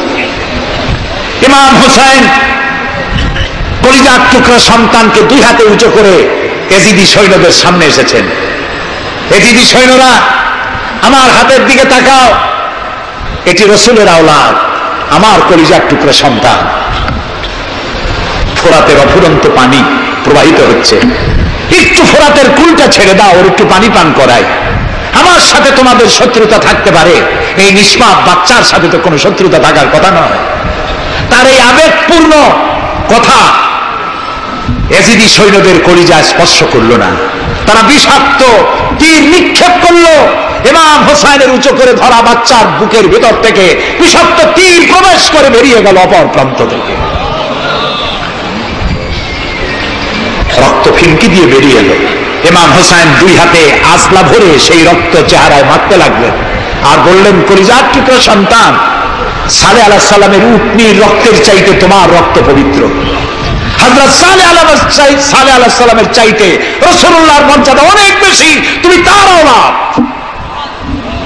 বাচ্চাকে কোলে করে নিয়ে স্ত্রীর কাছে গিয়ে বললেন, স্ত্রী, এই নাও তোমার বাচ্চা, ঠান্ডা হয়ে গেছে, এমন পানি পান করেছে কিয়ামত পর্যন্ত পানি পানি বলে তোমারে আর বিরক্ত করবে না।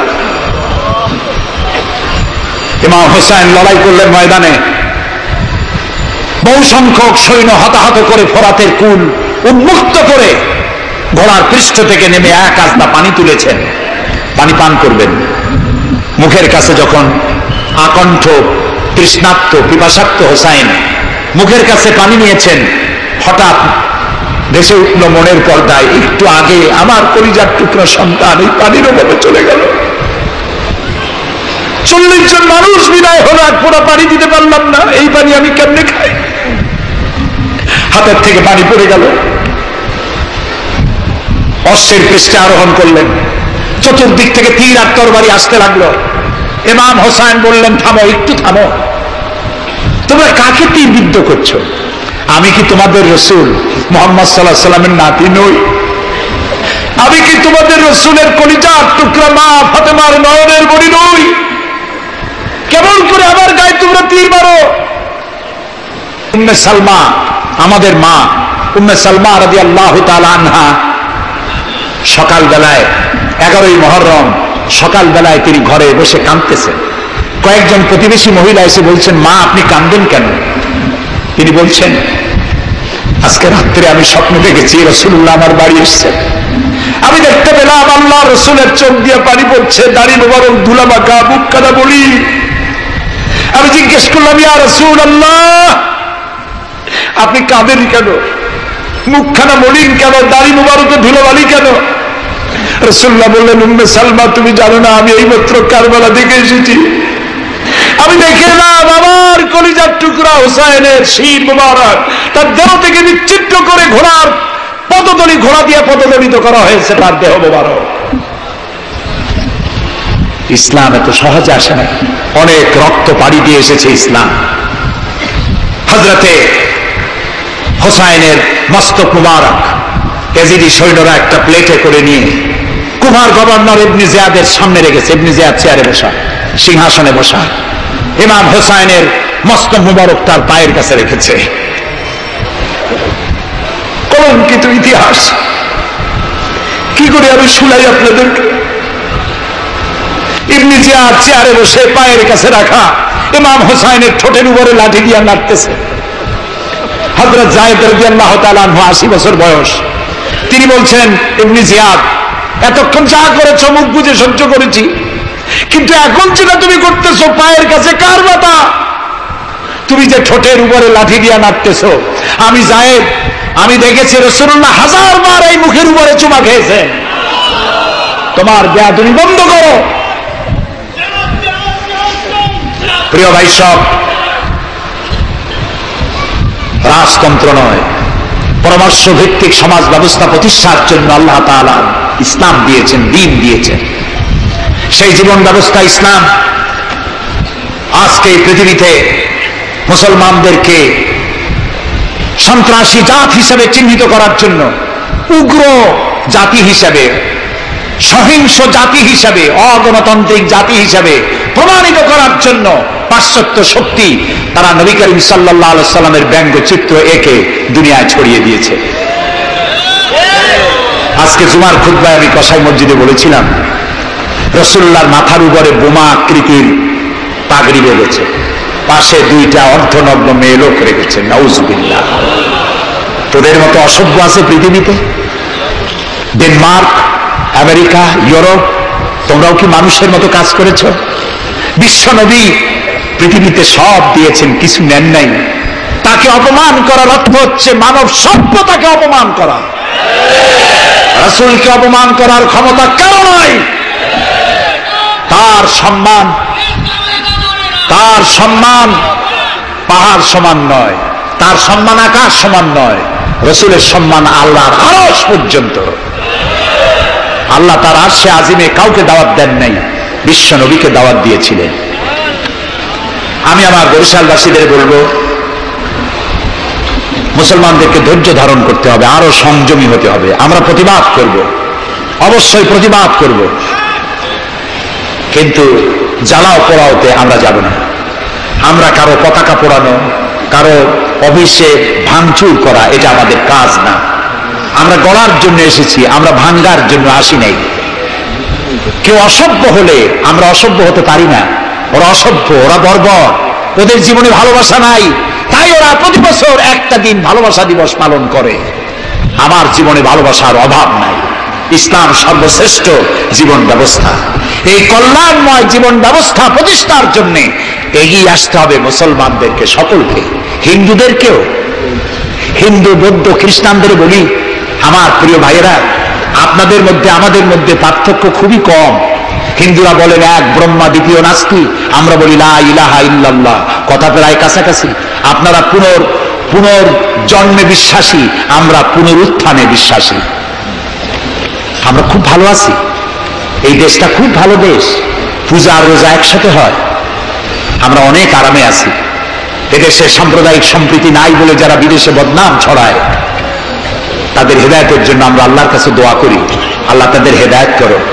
ক্ষমতা হারায় মানুষ এত পাগল হয় যে দেশের বিরুদ্ধে কথা বলে, মায়ের বিরুদ্ধে কথা বলে, রাষ্ট্রের বিরুদ্ধে কথা বলে। আল্লাহ এদের হেদায়েত নসিব করে দিন। প্রিয় ভাই সব, আমার হিন্দু ভাইয়েরা, অমুসলিম ভাইরা যারা আসছেন, আমি তাদেরকে বলবো, এই কোরআন শুধু মুসলমানদের জন্য নয়। আপনার ইসলাম কবুল করা লাগবে না। আমি ইউরোপ, আমেরিকা, অস্ট্রেলিয়া, আফ্রিকায় যখন অমুসলিমদের মধ্যে বক্তৃতা করি, তখন বলি আপনাদের মুসলমান হওয়া লাগবে না। যে ধর্মে আছে সে ধর্মে থেকেই যদি কোরআন বর্ণিত আইন যদি মানেন, আপনি শান্তি পাবেন দুনিয়ায়, শান্তি পাবেন আখিরাতে। পরকালেও শান্তি পাবেন কিনা আল্লাহ ভালো জানেন, তবে দুনিয়ার শান্তি তো পাবেনই। কোরআনের আইন সকলের জন্য প্রযোজ্য। প্রিয় ভাই সব, আমি এখন মুনাজাতের দিকে আগাবো। ইসলামের ব্যাখ্যা দিচ্ছিলাম, ইন্না দীনা ইনদাল্লাহিল ইসলাম। ইসলামের চাইতে কল্যাণময় জীবন ব্যবস্থা পৃথিবীতে আর নাই। বলেন সুবহানাল্লাহ। আমি মুনাজাতের দিকে যাচ্ছি, আর মুনাজাতের আদব হলো বসা। এই রাস্তা জুড়ে যত মানুষ দাঁড়ানো আছেন, সব মানুষ বসুন। গতকাল বলেছিলাম, মুনাজাতের কথা শুনে দুই একজন হাঁটে, এটি কিন্তু বেয়াদবির পর্যায়ে পড়ে। আদবের খেলা। মানুষের হাতে যেমন ক্যামেরা থাকে, ফেরেশতার হাতে ক্যামেরা আছে না? তা আপনি মুনাজাতের কথা শুনে যদি হাঁটেন, আপনি তো বেয়াদবের খাতায় নাম লেখালেন। এমন হতভাগ্য কারো হওয়া উচিত না। মুনাজাত হয় কার কাছে? সেই আল্লাহরে ভয় করেন, জায়গায় বসেন এবং মুনাজাতে শরীক হন। মুসলমানদের বড় দুর্দিন যাচ্ছে, এত বড় দুর্দিন। আমি ছোট্ট মানুষ, আমার জ্ঞান সীমিত, আমার ইলেম কালাম সীমিত, আমার দৃষ্টিভঙ্গি সীমিত। এই সীমিত দৃষ্টিভঙ্গি দিয়ে, আমার পড়াশোনা অবজারভেশনের মধ্য দিয়ে আমি যেটা বুঝতে পারি, বর্তমান পৃথিবীতে মুসলমানেরা যে বিরাট ষড়যন্ত্র আর বিপদের মুখোমুখি হয়েছে, পৃথিবীতে কোন কালে এত ষড়যন্ত্র, এত বহুমুখী ষড়যন্ত্র আর কোনদিন হয়েছে বলে আমার জানা নেই। এই ষড়যন্ত্র থেকে বাঁচার জন্য দোয়া করতে হবে কার কাছে? কার কাছে? তিনিই পারবেন আমাদেরকে কল্যাণ দিতে। এই জন্যে মা বোনেরা যারা এসেছেন, মা বোনদেরকে বলবো, আপনাদেরকে ইসলাম সর্বাধিক সুযোগ দিয়েছে, আপনাদের অধিকার দিয়েছে। লেখাপড়া করতে পারবেন, চাকরি করতে পারবেন, রাজনীতি করতে পারবেন, আপনারা সমাজনীতি করতে পারবেন, আপনারা যুদ্ধেও যেতে পারবেন, সব পারবেন। তবে আপনার শালীনতা, আপনার সম্ভ্রম, আপনার সতীত্ব, আপনার পর্দা আপনাকে বজায় রাখতে হবে। এই কাজটুকুনের মধ্য দিয়ে নারীর অধিকার প্রতিষ্ঠিত হবে।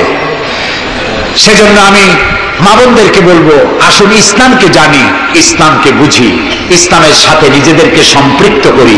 এটি শুধুমাত্র নামাজ রোজা হজ যাকাতের ধর্ম নয়, নামাজ রোজা হজ যাকাত সহ অর্থনীতি, সমাজনীতি, রাষ্ট্রনীতি সবকিছুর সমন্বয় একটা জীবনের স্কিম, একটি পরিকল্পনা যা দিয়েছেন আল্লাহ তাআলা। সুবহানাল্লাহ।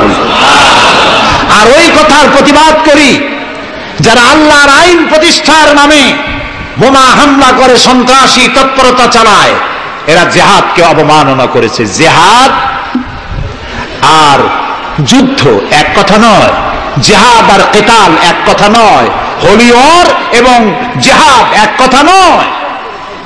সুতরাং আল্লাহর আইন প্রতিষ্ঠার নামে যারা সন্ত্রাসী তৎপরতা চালায়, তারা একটি জঘন্য কাজ করছে। যারা বোমা মারে আল্লাহর আইন প্রতিষ্ঠার জন্য, তারা মানুষ নয়, তারা মানুষ নামের কলঙ্ক, তারা নরপশু। বলুন তো তারা কি? তারা জানোয়ার। হরকতুল জিহাদ, তারপরে জামাতুল মুজাহিদিন, জুমরাতুল মাসাকিন, আবার আরেকটা নতুন সংগঠন বেরোচ্ছে নাকি শুনলাম, তার নাম করেছে তারা আল জঙ্গিতুল জঙ্গলান। এরা কোন জঙ্গল থেকে বাইর হবে আল্লাহ জানে। আপনারা যদি এদের ধরতে পারেন, এদেরকে থানায় সোপর্দ করবেন। আপনি যদি জানতে পারেন, আপনার ছেলের রুম আপনার পরিদর্শন করা উচিত।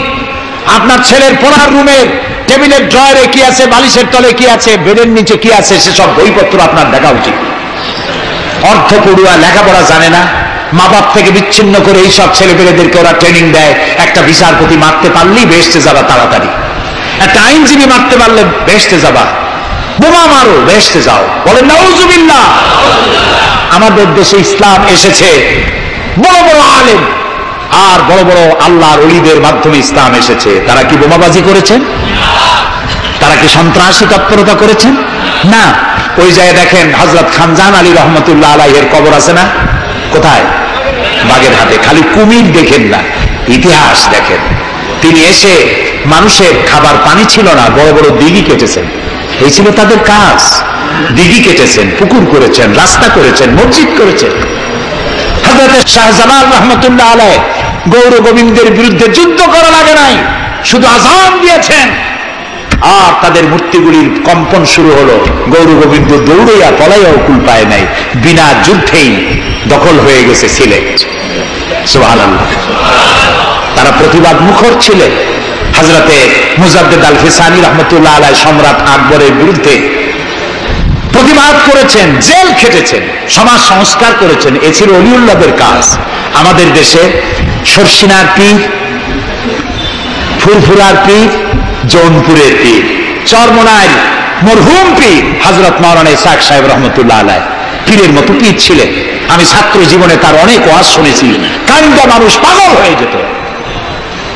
গাছের তার তলারটা দুটো খাওয়ার অভ্যাস ছিল না। তিনি মানুষকে ব্যঙ্গ করেন নাই, কারো বিরুদ্ধে উল্টা পাল্টা ফতোয়া দেন নাই।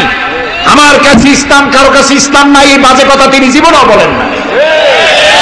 আমরা তাকে সম্মান করি। এইসব বড় বড় ওলিউল্লাহ আর আলেমরা এদেশে ইসলাম প্রচার করেছে, সন্ত্রাসের মধ্য দিয়ে নয়, ভালোবাসা দিয়া, উন্নয়নমূলক কাজ করে মাদ্রাসা, মসজিদ, এতিমখানা প্রতিষ্ঠা করে করেছে। সুতরাং এই সন্ত্রাসী তৎপরতা যারা চালায়, তারা মানুষ নয়, তারা জানোয়ার, তারা পশু। এদেরকে ধরিয়ে দিন, পুলিশকে ধরিয়ে দিন। আমরা সরকারের শুকরিয়া আদায় করি, আলহামদুলিল্লাহ বর্তমান সরকার এদের নেটওয়ার্ক ভেঙে চুরমার করে দিয়েছে। বাকি আছে দুই শয়তান, এই দুই শয়তান আজ হোক কাল হোক ধরা পড়বেই ইনশাআল্লাহ। ইনশাআল্লাহ বলেন। এবং এদের দৃষ্টান্তমূলক প্রচন্ড শাস্তি হবে ইনশাআল্লাহ। যারা আমাদের দেশকে বদনাম করেছে, বাংলাদেশ পৃথিবীর দ্বিতীয় বৃহত্তম মুসলিম দেশ, গণতান্ত্রিক দেশ, এই দেশকে অন্যের পরাধীনতা থেকে আমাদের দেশকে আমাদের বাঁচাতে হবে। এই জন্য আলেম ওলামাদেরকে চিন্তা করতে হবে, ভাবতে হবে আগামীতে যেন এই দেশ কোনো দেশের তাবেদার গোলাম রাষ্ট্রে পরিণত না হয়ে যায়। কারা এটা করতে পারে? কারা ক্ষমতায় এলে আলেমদেরকে গ্রেফতার করবে? কারা ক্ষমতা এলে মাদ্রাসা বন্ধ করে দেবে? কারা ক্ষমতা এলে শাইখুল হাদিসকে দড়ি দিয়া বাঁধবে, বরিশাল জেলখানায় ঢুকাইয়া চোরের সাথে রাখবে? ওদেরকে চিনতে হবে, ওদেরকে চিনতে হবে।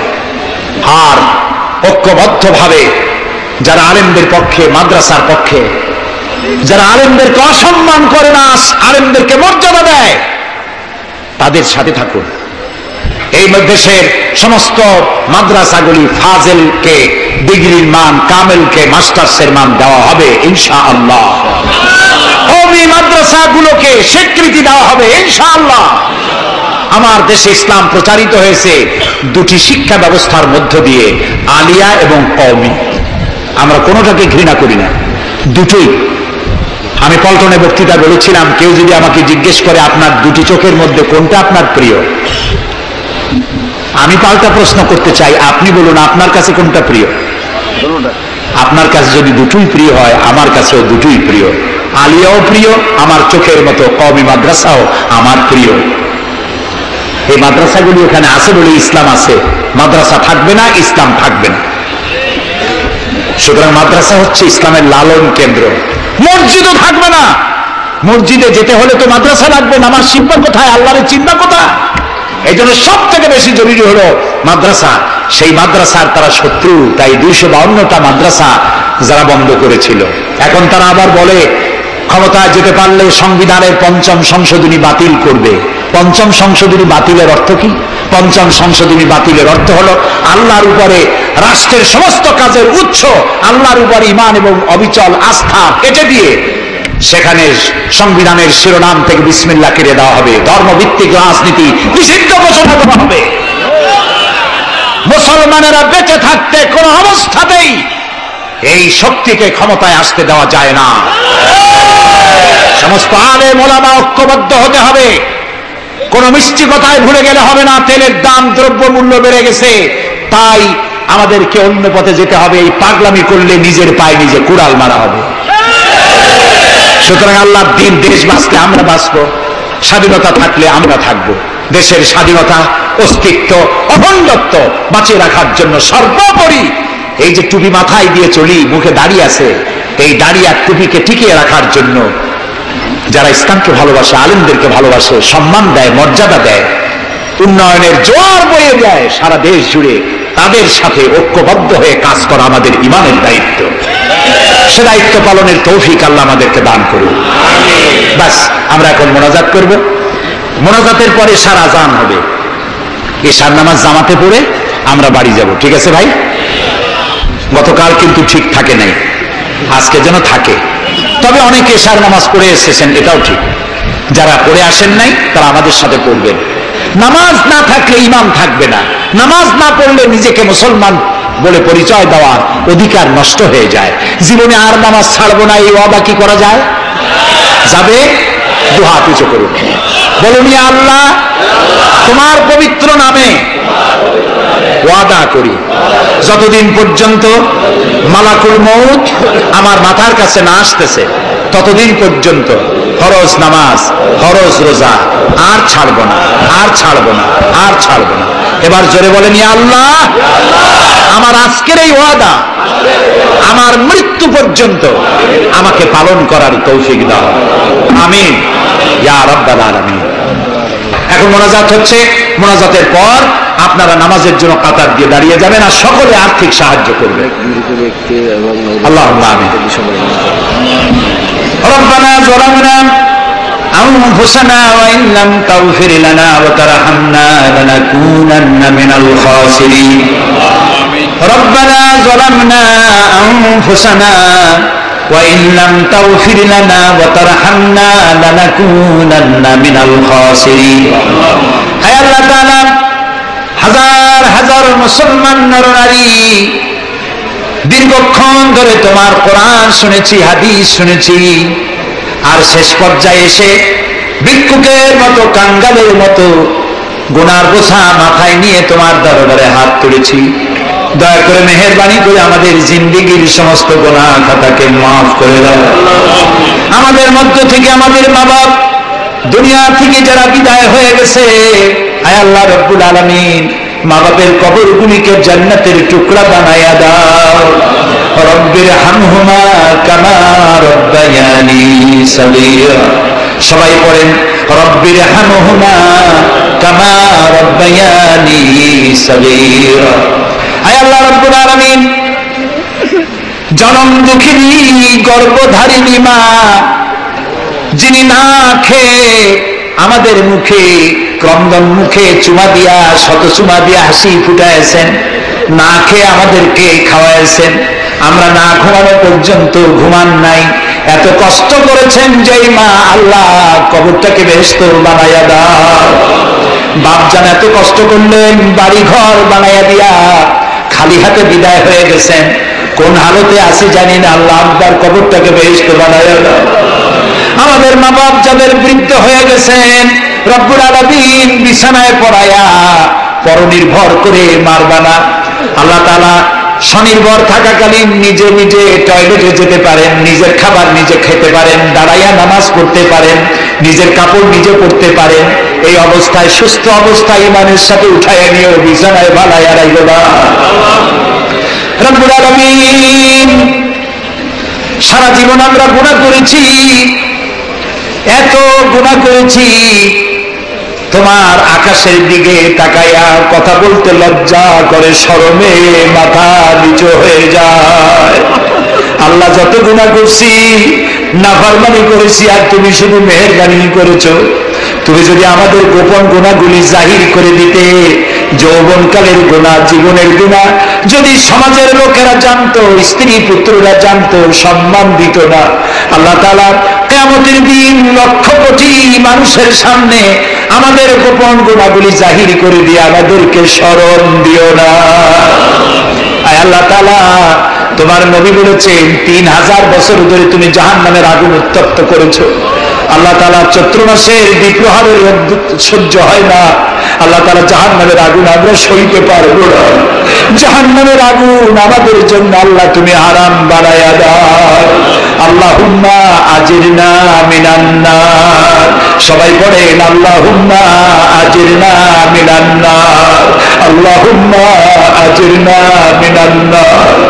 হে আল্লাহ তাআলা, তামাম পৃথিবীতে মুসলমানেরা আজ বড় বিপদে, মুসলমানদের কেউ দেখার নাই।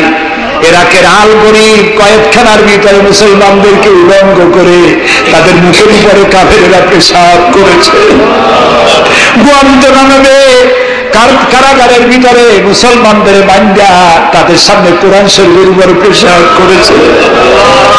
রাসূলুল্লাহর মাথায় বোমা উঠিয়ে দিয়েছে। নগ্ন নারী তার পাশে বসে ছবি উঠাইছে। বাবু, আমাদের কলিজা চলে যায় বাবু। আল্লাহ নরপশুদের হেদায়েত দাও। আল্লাহ পরাশক্তির নামধারী তথাকথিত সভ্যতাকে আল্লাহ তুমি হেদায়েত দিয়ে দাও। ওদের নসিবে যদি হেদায়েত না থাকে, তুমি তো আমাদের সেই আল্লাহ যে আল্লাহ নমরুদকে জুতা পেটা করে বিদায় করেছো। তুমি তো সেই আল্লাহ যে ফেরাউনকে চুবাইয়া মারছো। আল্লাহ, এই সভ্যতার দাবিদার গুলি যারা আমার রসুলকে অপমান করতেছে, মুসলমানদেরকে অপমান করছে, কোরআনকে অপমান করছে, ফেরাউনের মতো, নমরুদের মতো জুতা মেরে ডুবাইয়া ধ্বংস করে গজব দিয়া বিদায় করে দাও। আল্লাহ, আমাদের এই শান্তিপূর্ণ দেশে যারা বোমা মারে, সন্ত্রাসী হামলা করে, ওদেরকে আমরা চিনি না, তুমি ভালো করে জানো ওরা কারা। আল্লাহ, ওদেরকে হেদায়েত করো, ওদেরকে তুমি ধরাইয়া দাও। ওদেরকে কারা টাকা দেয়, কারা বুদ্ধি দেয়, কারা পরিচালিত করে?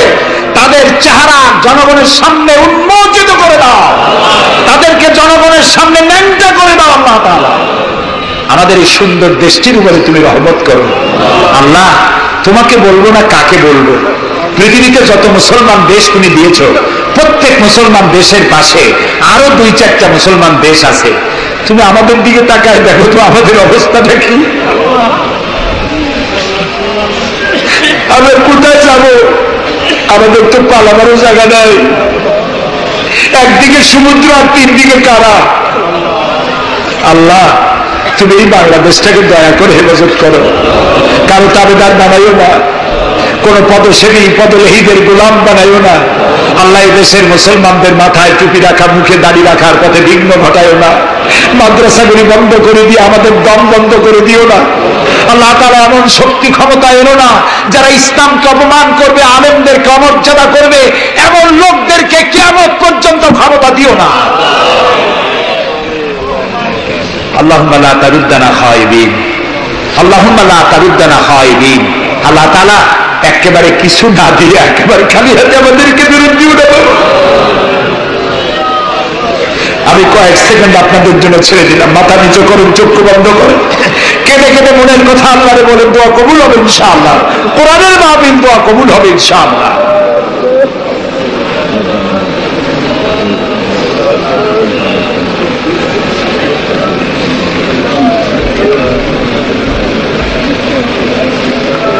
আয় আল্লাহ, তুমি নিশ্চয়ই শুনতে পাচ্ছ আমরা কি বলছি, তুমি নিশ্চয়ই দেখতে পাচ্ছ আমরা কোথায় বসা আছি।